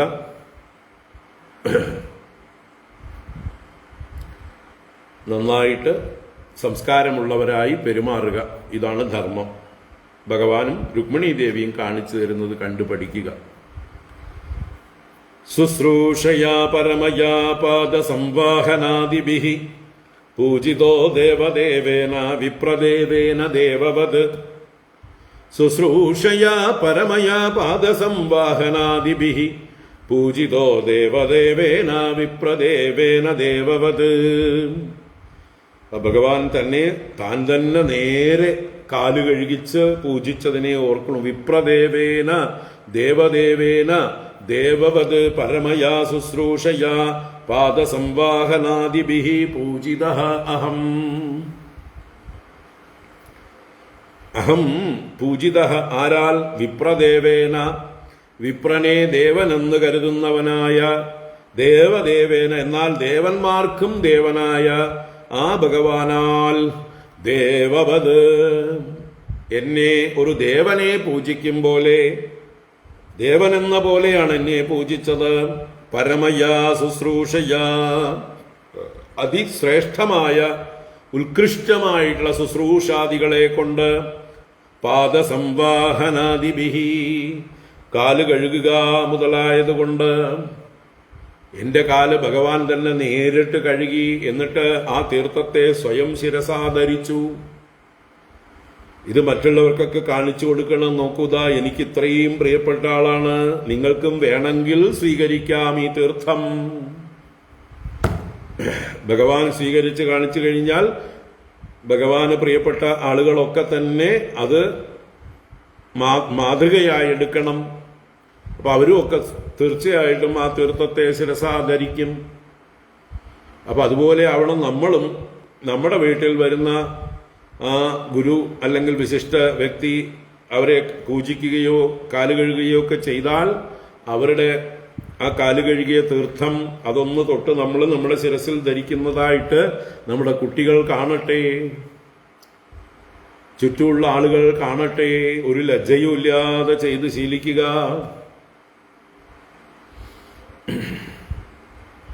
അത് കാണിച്ചു കൊടുക്കണം. അതാണ് സംസ്കാരം. ആചാര്യന്മാര്, ഗുരുക്കന്മാര്, മുതിർന്നവരൊക്കെ വരുമ്പോൾ അവരുടെ കാല് കഴുകിക്കഴിഞ്ഞാൽ ആ തീർത്ഥം അല്പം പേരിന് ശിരസിൽ പ്രോക്ഷണം ചെയ്ത് കാണിച്ചു കൊടുക്കുക. അപ്പോൾ മറ്റുള്ളവരും സ്വയം ഏറ്റെടുത്തോളും. ഞങ്ങൾക്കും വേണം ആ ഗുരു അനുഗ്രഹം എന്ന് ചിന്തിക്കും. ഇതൊരു സംസ്കാരമാണ്. ഇവിടെ ആശ്രമത്തിൽ എന്നേക്കാൾ മുതിർന്ന ഗുരുക്കന്മാരൊക്കെ വരുമ്പോൾ നമ്മൾ പൂർണ്ണകുംഭവും കാലുകഴുകലും ഒക്കെ ചെയ്താൽ ഞാൻ ചെയ്ത് കാണിക്കാറുണ്ട്. എത്ര പേര് ശ്രദ്ധിച്ചിട്ടുണ്ട് എന്നറിയില്ല. അവരുടെ കാല് കഴുകിയ വെള്ളം ഞാനെടുത്ത് ശിരസിൽ ധരിക്കാറുണ്ട്. എന്തിനു വേണ്ടിയിട്ട്? ചുറ്റുമുള്ളവർ കാണാനും പഠിക്കാനും വേണ്ടി. അത് നമ്മൾ കാണിച്ചു കൊടുക്കുക, മുതിർന്നവർ കാണിച്ചു കൊടുക്കുക. യദ്യദാചരതി ശ്രേഷ്ഠ തത്തദേവ ഇതരോ ജനഃ സയത് പ്രമാണം കുരുതേ ലോകസ്തദനുവർത്തതേ.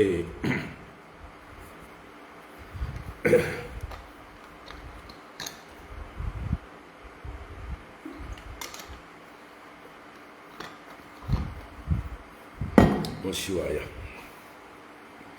അപ്പോ വിപ്രദേവേന ദേവദേവേന ഭഗവതാ ദേവവത് പരമയാ ശുശ്രൂഷയാ പാദസംവാഹനാദിഭിഹി പൂജിതഃ, കാല് കഴുകുക മുതലായ ആ പൂജാ പ്രവൃത്തികളെ കൊണ്ട് എന്നെ സൽക്കരിച്ചു. ഭഗവാൻ സ്വയമാണിതെല്ലാം ചെയ്തത്, മറ്റുള്ളവർക്ക് മാതൃക കാണിച്ചു കൊടുത്തുകൊണ്ട്. അല്ലേ? ഇത് നമ്മളൊക്കെ ഇപ്പോഴത്തെ വീടുകളിലൊക്കെ പോയി കഴിഞ്ഞാൽ പലരും മുതിർന്നവര് കുട്ടികളുടെ കഴുത്തിന് പിടിച്ച് നമസ്കരിക്കേ എന്ന് പറഞ്ഞ് നിർബന്ധിക്കും. അതൊരിക്കലും ചെയ്യാൻ പാടില്ല. കുട്ടികൾക്ക് ഞങ്ങളോട് വെറുപ്പുണ്ടാവും. ഈ താടിക്കാരൻ വന്നിട്ട് നമ്മളെ കൊണ്ട് നമസ്കരിപ്പിച്ചു, അത് അവരുടെ ഈഗോ ഹർട്ടാവും. അവർ സ്വമേധയാ അല്ല ആ നമസ്കാരം ചെയ്യുന്നതെങ്കിൽ അവരുടെ ഈഗോ ഹർട്ടാവും, അവരുടെ ഉള്ളിൽ ഒരു ഗ്രഡ്ജ് ഉണ്ടാവും. ഈ സംസ്കാരത്തെ തന്നെ അവർ വെറുത്തു പോകും. അതുകൊണ്ട് കഴുത്തിന് പിടിച്ച് കുട്ടികളെ നിർബന്ധിച്ച് ചെയ്യിക്കുകയല്ല വേണ്ടത്. മുതിർന്നവർ നമസ്കരിച്ച് കാണിച്ചു കൊടുക്കുക. അത് കാണുമ്പോൾ കുട്ടികൾ സ്വയം നമസ്കരിച്ചു കൊള്ളും. ചെറിയ കുട്ടികളൊക്കെ വേഗം അത് നമസ്കരിക്കും. മുത്തശ്ശിമാരും അമ്മമാരും ചെയ്യുന്നത് കണ്ടാൽ കുട്ടികൾ കൊതിയോടുകൂടി ചെയ്യും. അങ്ങനെ ചെറുപ്രായത്തിൽ തന്നെ ആ സംസ്കാരം വളർത്തിയാലേ കുട്ടികൾക്ക് അതുണ്ടാവുകയുള്ളൂ. കുറെ വളർന്നു കഴിഞ്ഞ ശേഷം നമസ്കരിക്കുക എന്നുള്ളത് അവർക്ക് ബെൻഡ് ചെയ്യാൻ കുറച്ച് അവരുടെ ഈഗോ സമ്മതിക്കില്ല. അപ്പൊ അത് കുട്ടിക്കാലത്തെ കിട്ടിയിട്ടുണ്ടെങ്കിൽ സ്പോണ്ടേനിയസ് ആയിട്ട് അവര് മുതിർന്നവരെ നമസ്കരിക്കുന്ന ആ ഒരു ശീലം ഉണ്ടാവും. മറ്റേത് അവരുടെ ഉള്ളിലൊരു എന്താ പറയുക, ഒരു റിവോൾട്ട് ഉണ്ട്. മനസ്സോടെയൊക്കെ നമസ്കരിക്കും. എല്ലാവരും നമസ്കരിക്കണം, നമ്മൾ മാത്രം അങ്ങനെ ബലം പിടിച്ച് നിന്നാൽ എങ്ങനെ എന്ന് വിചാരിച്ചിട്ട് മനസ്സോടെ നമസ്കരിക്കുക. നേരെ മറിച്ച് കുട്ടിക്കാലത്തെ അവർക്ക് കാണിച്ചു കൊടുത്ത് ശീലിച്ചാൽ അവർ ഈസി ആയിട്ട് നമസ്കരിക്കും. അതൊരു ശീലമായിട്ട് മാറും. അപ്പൊ അങ്ങനെ വേണമെന്ന് പറയാം. അങ്ങനെ കൊച്ചു കുട്ടികളായിരിക്കുമ്പോൾ തന്നെ കണ്ടു വളരണം. ഇതൊക്കെ നമ്മുടെ ആചരണങ്ങളൊക്കെ കണ്ടു വളരുകയാണ് വേണ്ടത്. അല്ലാതെ കുട്ടികളെ കൊണ്ട് മാത്രം ബലം പിടിച്ച് നിർബന്ധിച്ച് അവരെ കൊണ്ട് മാത്രം ചെയ്യിക്കുകയും മുതിർന്നവർ ചെയ്യാതിരിക്കുകയും ചെയ്യരുത്. അത് കുട്ടികൾക്ക് അതിനോട് എതിർപ്പേ ഉണ്ടാവുള്ളൂ. മനസ്സിലാക്കുക. സ്വർഗാപവർഗയോഃ പുംസാം രസായാം ഭുവി സമ്പദാം സർവാസാമപി സിദ്ധീനാം മൂലം തച്ചരണാർച്ചനം. സ്വർഗാപവർഗയോ പുംസാം രസായാം ഭുവി സമ്പദാം സർവാസാമപി സിദ്ധീനാം മൂലം തച്ചരണാർച്ചനം.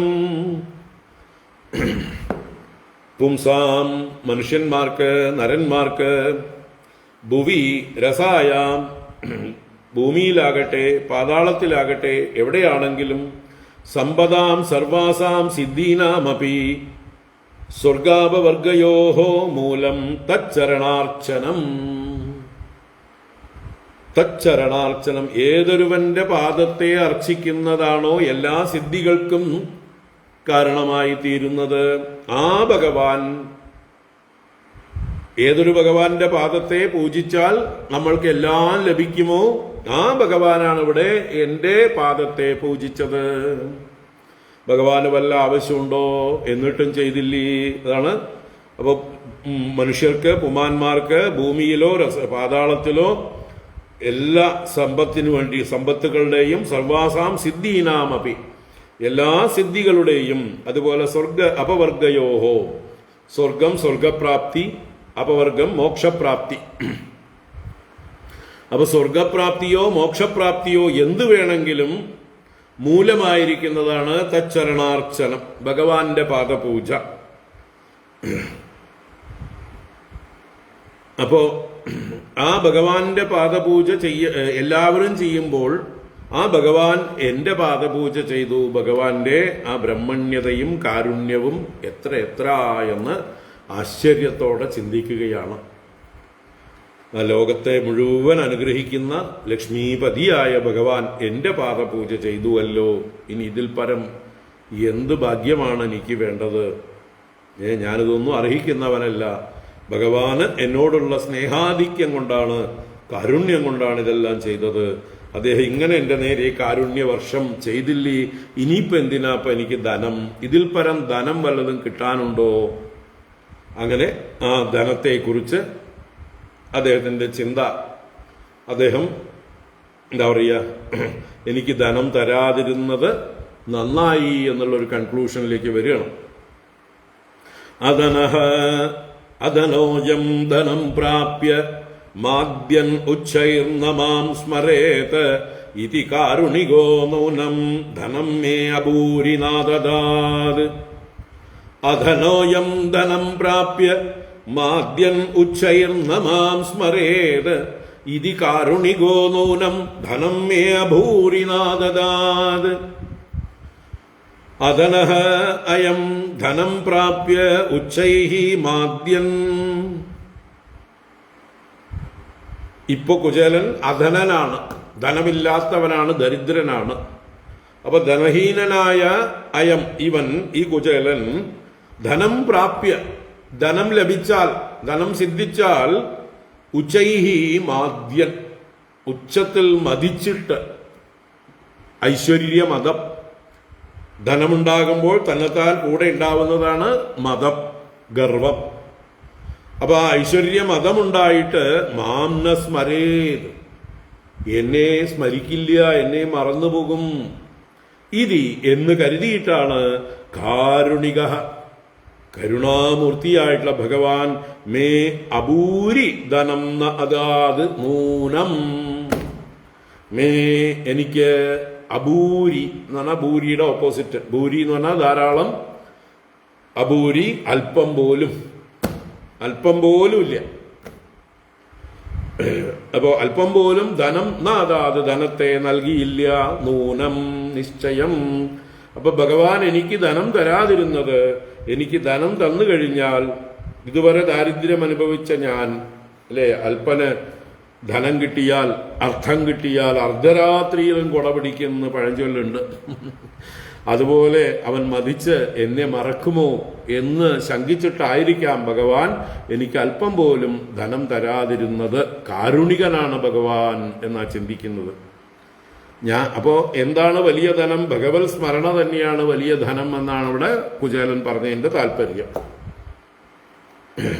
ഭൗതികമായിട്ടുള്ള ഏതെങ്കിലും ധനം തന്ന് ഞാൻ അതിൽ ഭ്രമിച്ച് ഭഗവാനെ മറക്കുക എന്നുള്ളത് എന്നെ സംബന്ധിച്ച് പതനമാണ്. അപ്പൊ എന്നെ പതിപ്പിക്കാതിരിക്കാനായിക്കൊണ്ട് കാരുണികനായിട്ടുള്ള ഭഗവാൻ എനിക്ക് ഈശ്വര സ്മരണ എന്നും ഉണ്ടാവണം എന്നുള്ള രീതിയിൽ എന്നെ അനുഗ്രഹിച്ചു, എന്നെ പൂജിച്ച് ബഹുമാനിച്ച് സ്നേഹിച്ച് സൽക്കരിച്ചു.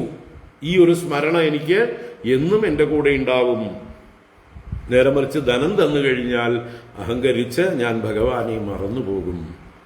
അപ്പൊ ഭഗവാൻ എന്നോട് ചെയ്തത് കരുണയാണ്. കാരുണിക, ഭഗവാൻ കാരുണികനാണ്. നൂനം നിശ്ചയം എന്ന് കൺക്ലൂഡ് ചെയ്യണം.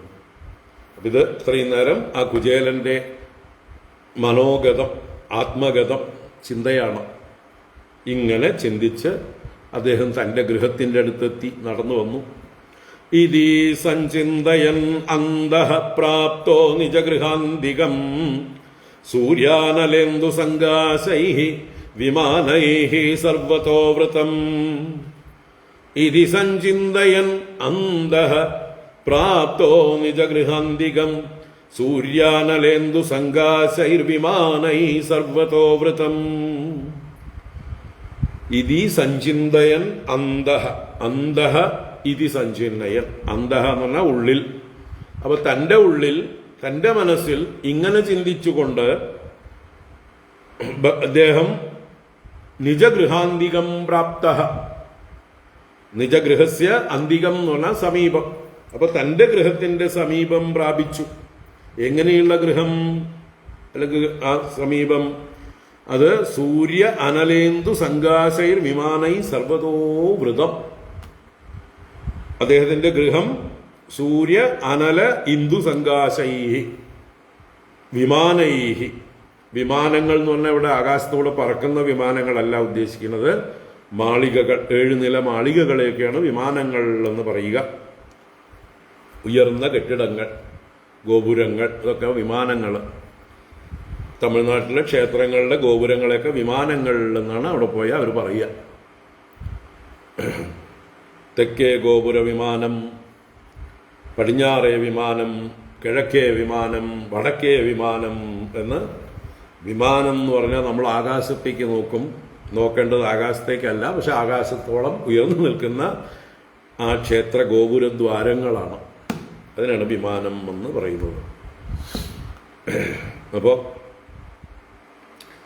ഇവിടെയും കുചേലന്റെ ഗൃഹം അനേക വിമാനങ്ങൾ അഥവാ വലിയ വലിയ മാളികകൾ നിറഞ്ഞത് എന്ന് പറയുക. അതാണ് അതെങ്ങനെയുള്ളത്? സൂര്യ അനല ഇന്ദു സംകാശൈഹി വിമാനൈഹി. സൂര്യനെ പോലെ ജ്വലിക്കുന്ന ഭാഗങ്ങളുണ്ട്, അനലനെ പോലെ അഗ്നിയെ പോലെ ജ്വലിക്കുന്ന ഭാഗങ്ങളുണ്ട്, ഇന്ദുവിനെ പോലെ പ്രകാശിക്കുന്നതായിട്ടുള്ള ഭാഗങ്ങളുണ്ട്. ഏതിൽ? ഇവിടെയുള്ള വിമാനങ്ങളിൽ എന്ന് പറഞ്ഞാലോ സ്വർണവും വെള്ളിയും ചെമ്പും, അല്ലെങ്കിൽ എന്താ പറയുക, ആനക്കൊമ്പും അതുപോലെയുള്ള ആനക്കൊമ്പ് കൊണ്ടുള്ളതൊക്കെ ചന്ദ്രനെ പോലെ ഇരിക്കും.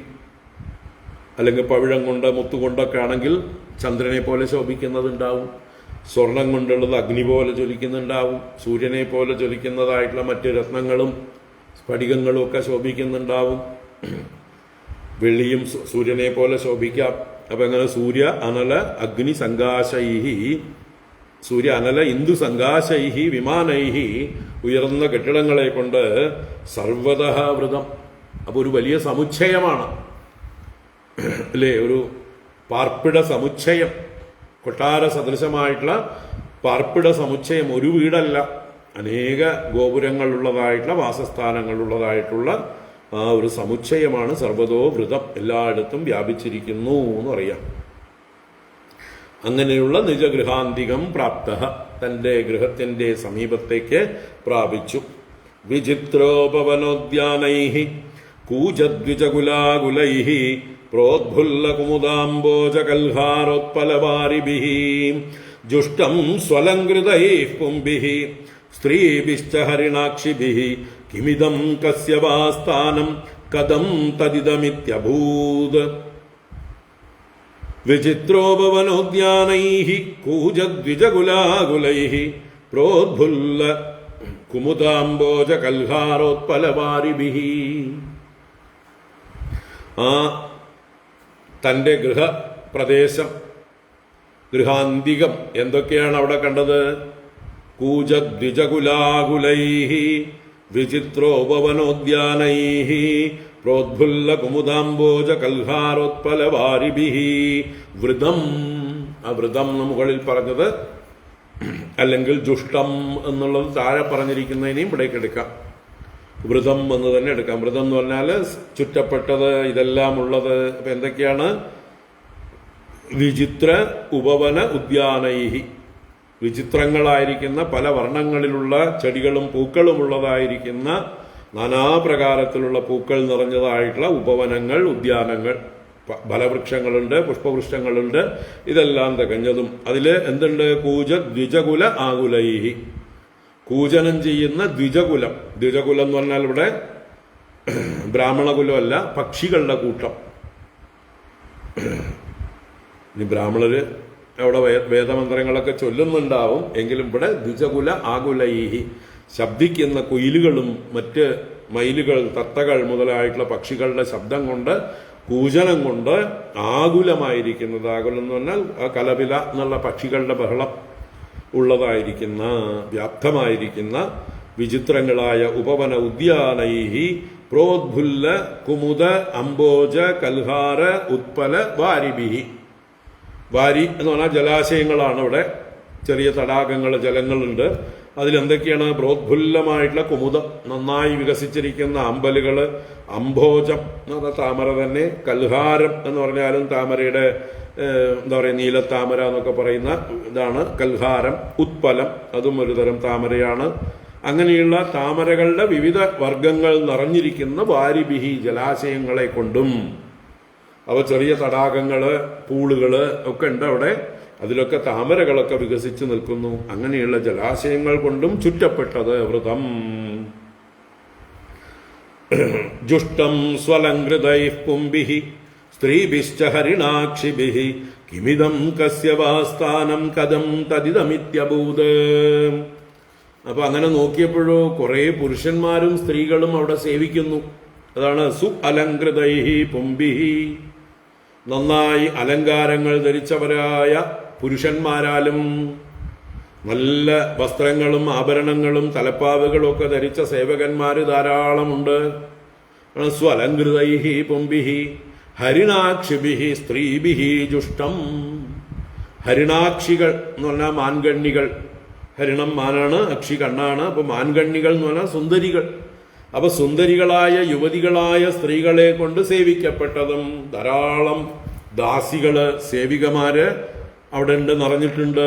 അവരെ കൊണ്ട് സേവിക്കപ്പെടുന്നതും ആയിരിക്കുന്ന സ്ഥലം കണ്ടപ്പോ ഇതം കിം, ഇതെന്താ ഇത്? കസ്യവാ സ്ഥാനം, ഇത് ആരുടെ സ്ഥാനമാണ്?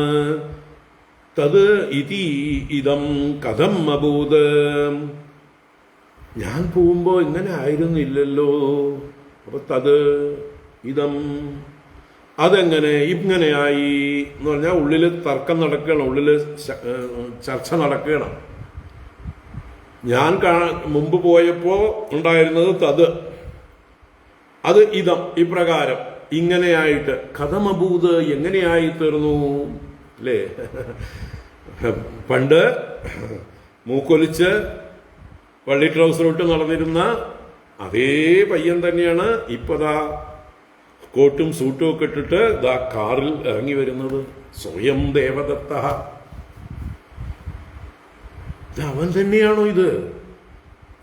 അവൻ ഇങ്ങനെ ആയിരുന്നില്ലല്ലോ, ഇതെങ്ങനെ ഇങ്ങനെയായി എന്ന് തർക്കിക്കുന്നത് പോലെ ഇവിടെയും താൻ പോകുമ്പോ തത് എങ്ങനെ ഉണ്ടായിരുന്നതാണ് തന്റെ സ്ഥാനം, അത് കഥം ഇതമഭൂത് ഇപ്രകാരമായി ഭവിച്ചു, എങ്ങനെയാണിത് സംഭവിച്ചത് എന്നിങ്ങനെ ചിന്തിക്കുകയാണ്. അപ്പൊ തനിക്ക് വഴിതെറ്റിയതാണോ, വഴിമാറി വന്നതാണോ, എന്താ പറ്റിയത്? ഇവിടെ തന്നെ ആയിരുന്നല്ലോ എൻ്റെ വീടുണ്ടായിരുന്നത്, അതിങ്ങനെ ആയതിന് കാരണം എന്താണ് എന്നൊക്കെ ചിന്തിക്കുകയാണ്. അതാണ് ഏവം മീമാംസമാനം തം നരാ നാര്യോമരപ്രഭാഹ പ്രത്യഗൃഹൻ മഹാഭാഗം ഗീതവാദ്യേന ഭൂയസാ. ഏവം മീമാംസമാനം തം നരാ നാര്യോമരപ്രഭാഹ പ്രത്യഗൃഹൻ മഹാഭാഗം ഗീതവാദ്യേന ഭൂയസാ. ഏവം ഇപ്രകാരം മീമാംസമാനം തം, മീമാംസ എന്ന് പറഞ്ഞാൽ മനനം ചെയ്യുന്ന പ്രക്രിയയാണ്, ചിന്ത ചെയ്യുന്ന പ്രക്രിയയാണ്, വിചാര പ്രക്രിയയാണ്. അപ്പൊ ഏവം മീമാംസമാനം എന്ന് പറഞ്ഞാൽ ചിന്തയന്തം തർക്കയന്തം. തർക്കം എന്ന് പറഞ്ഞാലും ബുദ്ധിയിൽ ആലോചനയാണ്, ലോജിക്ക് തിരയുകയാണ്. എന്താണ് ഇതിന് യുക്തി, എങ്ങനെ ഇതിനെ ചേർക്കും, പരസ്പര വിരുദ്ധമായിട്ടുള്ള കാര്യത്തെ എങ്ങനെ ഒന്നിച്ച് ചേർത്ത് വെക്കാൻ കഴിയും എന്നുള്ള യുക്തിയെ ചിന്തിക്കലാണ് തർക്കം. അത് തന്നെയാണ് മീമാംസ.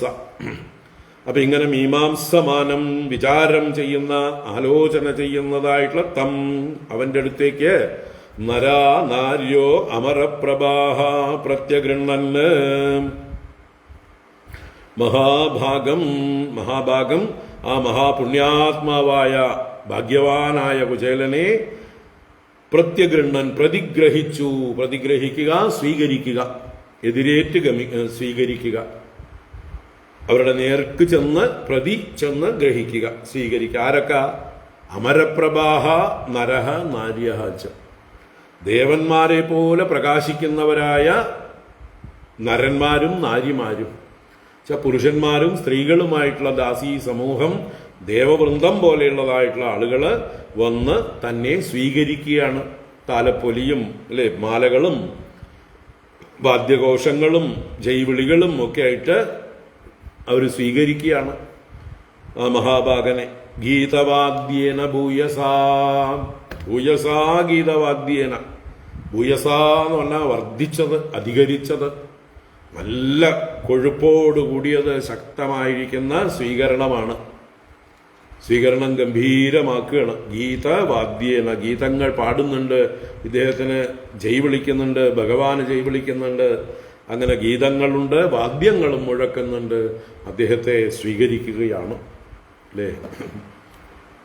ഇന്ന് എന്താ പറയുക, എറണാകുളം തൊട്ട് ബാംഗ്ലൂരിലേക്ക് പുതിയൊരു വന്ദേ ഭാരത് എക്സ്പ്രസ് രാവിലെ ആരംഭിച്ചിട്ടുണ്ട്. അപ്പോൾ എല്ലാ ഭാഗത്തും എല്ലാ സ്റ്റേഷനുകളിലും വാദ്യഘോഷത്തോടെ, പൂമാലകളോടെ, പുഷ്പവൃഷ്ടിയോടെ ആളുകൾ അതിനെ സ്വീകരിക്കുന്നു, അവരുടെ സന്തോഷം പ്രകടിപ്പിക്കുന്നു.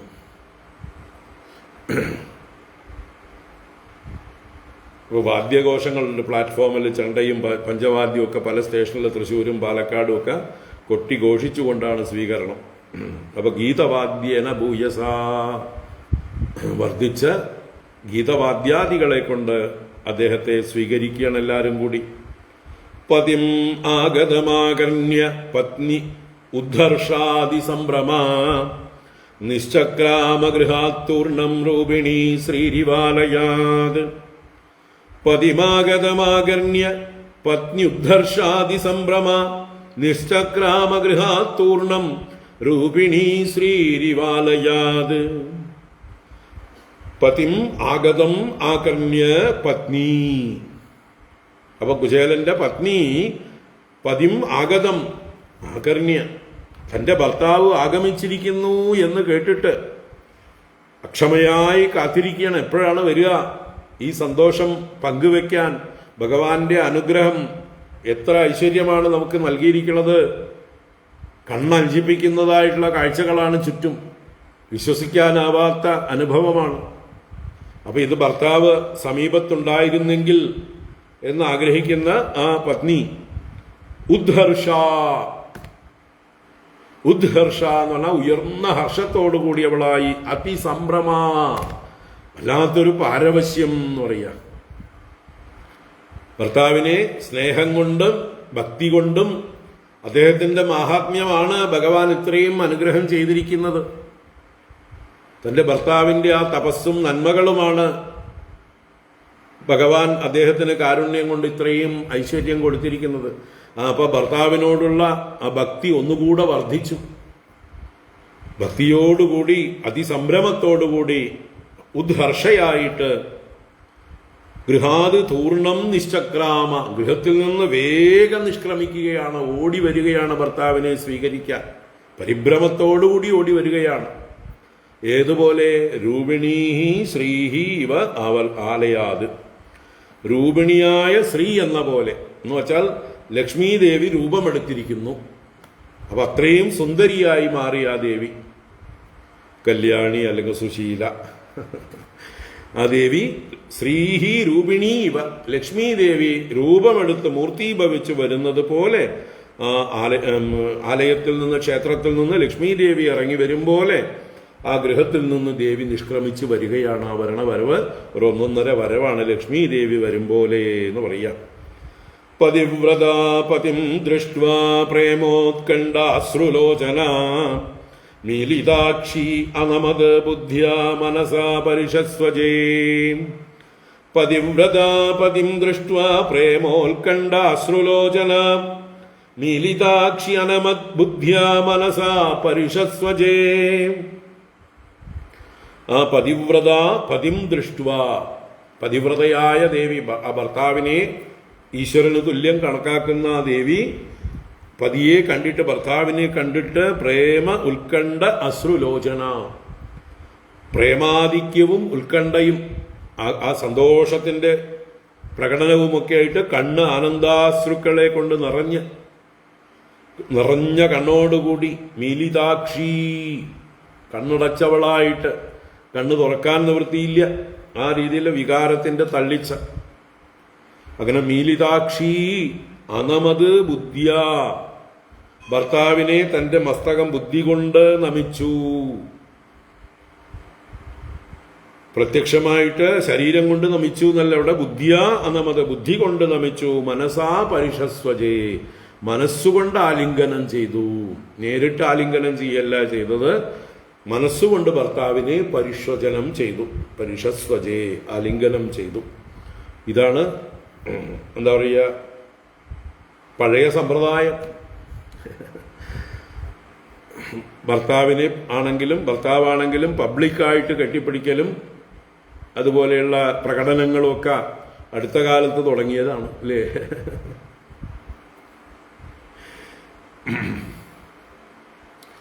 ഇപ്പൊ ഭർത്താവ് ആവണം എന്നില്ല, അങ്ങനെയുള്ളവരെയും കെട്ടിപ്പിടിക്കലും എല്ലാം പബ്ലിക്കായിട്ട് ഇഷ്ടം പോലെ എവിടെ പോയാലും കാണാം. റെയിൽവേ സ്റ്റേഷനിലാണെങ്കിലും എയർപോർട്ടിലാണെങ്കിലും ഒക്കെ ധാരാളം കാണാം. ഇപ്പം മനസാ പരിഷസ്വ, ഇവിടെ മനസ്സുകൊണ്ട് ആലിംഗനം ചെയ്തു, ബുദ്ധി കൊണ്ട് നമസ്കരിച്ചു. അതാണ് വേണ്ടത്. അതിൻ്റെ ഒരു എക്സ്പ്രഷനാണ് ശരീരം കൊണ്ടുള്ള നമസ്കാരമല്ല. അപ്പം അത് ബാക്കിയുള്ളത് വീട്ടിൽ ചെന്നിട്ട് ചെയ്യും. ഇവിടെ വഴിയിലായതുകൊണ്ട് അങ്ങനെ മനസ്സുകൊണ്ടും ബുദ്ധി കൊണ്ടും ഭർത്താവിനെ ബഹുമാനിച്ച് പ്രേമം പ്രകടിപ്പിച്ച് എന്ത് ചെയ്യുന്നു, സ്വീകരിച്ചു കൊണ്ടുവരുന്നു. പത്നീം വീക്ഷ വിസ്ഫുരന്തീം ദേവീം വൈമാനികീം ഇവ ദാസീനാം നിഷ്കകണ്ഠീനാം മധ്യേ ബാന്ദീം സവിസ്മിതഃ. പത്നീം വീക്ഷ്യ വിസ്ഫുരന്തീം ദൈവീം വൈമാനികീം ഇവ ദാസീനാം നിഷ്കകണ്ഠീനാം മധ്യേ ബാന്ദീം സവിസ്മിതഃ. ആ പത്നിയും വീക്ഷ്യ, തന്റെ പത്നിയെ കണ്ടു. എങ്ങനെയായിട്ട്? നിഷ്കകണ്ഠീനാം ദാസീനാം മധ്യേ വൈമാനികീം ദേവീമിവ വിസ്ഫുരന്തീം. നിഷ്കകണ്ഠീനാം ദാസീനാം മധ്യേ, ദാസികള് കുറെ പേരുണ്ട്. അവര് തന്നെ എങ്ങനെയുള്ളവര്? നിഷ്കകണ്ഠികളാണ്. എന്താ നിഷ്കകണ്ഠികള്? നിഷ്കം എന്ന് പറഞ്ഞാല് നെക്ലേസ്, ഗ്രൈവേയം. ഗ്രൈവേയം, നിഷ്കം എന്നൊക്കെ ഉള്ളത് കഴുത്തിലണിയുന്ന നെക്ലേസിനുള്ളതായിട്ടുള്ള പര്യായമാണ്. അപ്പൊ നിഷ്കകണ്ഠികൾ എന്ന് പറഞ്ഞാലോ പതക്കം അല്ലെങ്കിൽ നെക്ലേസ് കഴുത്തിൽ ധരിച്ചവരായിരിക്കുന്ന ആ ദാസിമാർ. അപ്പൊ ദാസിമാരെ എത്ര അലങ്കരിച്ചവരാണ്, റിച്ചാണ് എന്ന് കാണിക്കണം. അവരുടെ ഇടയിൽ നിഷ്കകണ്ഠീനാം ദാസീനാം മധ്യേ വൈമാനികീം ദേവീം ഇവ വിസ്ഫുരന്തി. വൈമാനികി എന്ന് പറഞ്ഞാല് ദേവലോകത്തു നിന്ന് വിമാനത്തിൽ ഇറങ്ങി വരുന്ന ഒരു ദേവിയെ പോലെ വിസ്ഫുരിക്കുന്ന പ്രകാശിക്കുന്നവളായ ആ പത്നി ഭാന്തിയും പത്നിയും വീക്ഷ്യ. ഭാന്തിയും പ്രകാശിക്കുന്നവളായിട്ട് ശോഭിക്കുന്നവളായിട്ടുള്ള ആ പത്നിയെ വീക്ഷ്യ കണ്ടിട്ട് സഹ വിസ്മിതഃ, കുചേലഃ വിസ്മിതഃ, ആശ്ചര്യപ്പെട്ടു. ഇത് തന്റെ ഭാര്യ തന്നെയാണോ? മഹാലക്ഷ്മിയേക്കാൾ സുന്ദരിയായിരിക്കണു എന്ന് പറഞ്ഞ് അദ്ദേഹം വിസ്മയിക്കുകയാണ്, ആശ്ചര്യപ്പെടുകയാണ്. പ്രീതഃ സ്വയം തയാ യുക്തഃ പ്രവിഷ്ടോ നിജമന്ദിരം മണിസ്തംഭശതോപേതം മഹേന്ദ്രഭവനം യദാ. പ്രീതഃ സ്വയം തയാ യുക്തഃ പ്രവിഷ്ടോ നിജമന്ദിരം മണിസ്തംഭശതോപേതം മഹേന്ദ്രഭവനം യഥാ. ആ സ്വയം പ്രീതഃ തയാ യുക്തഃ മണിസ്തംഭശതോപേതം നിജമന്ദിരം മഹേന്ദ്രഭവനം യഥാ പ്രവിഷ്ടഃ. അപ്പോ അദ്ദേഹം സ്വയം പ്രീതഃ, തന്നെത്താൻ എന്തെന്നില്ലാത്ത സന്തോഷവും പ്രേമവും ഉള്ളവനായി ഭാര്യയോടും എല്ലാവരോടും ആ പ്രീതനായി സന്തോഷമുള്ളവനായി തയായുക്ത ആ ദേവിയോട് ഭാര്യയോട് കൂടിയിട്ട് മണിസ്തംഭശതോപേതം, മണികൾ എന്ന് പറഞ്ഞാൽ രത്നങ്ങൾ, മണിസ്തംഭങ്ങൾ രത്നം കൊണ്ടുള്ള തൂണുകൾ, അത് 100 കണക്കിന് ചേർന്നത് ശത ഉപേതം.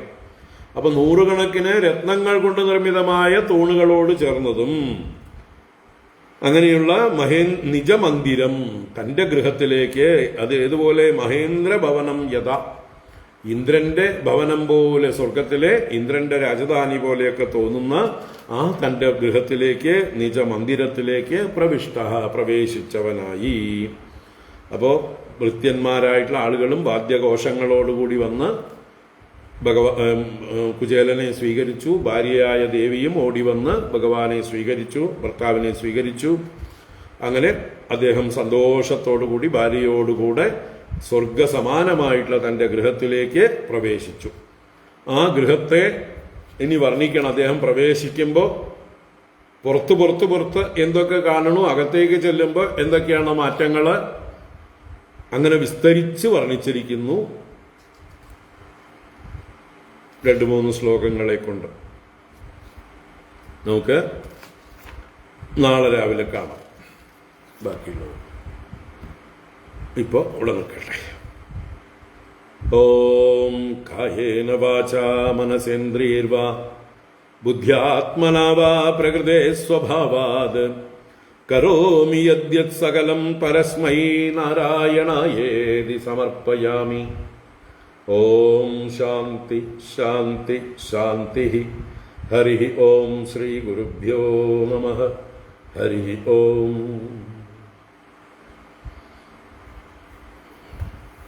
നാളെ കാണാം. 13 ശ്ലോകങ്ങൾ കൂടിയുണ്ട്, അപ്പോഴേ ഈ അധ്യായം പൂർണ്ണമാകുന്നു.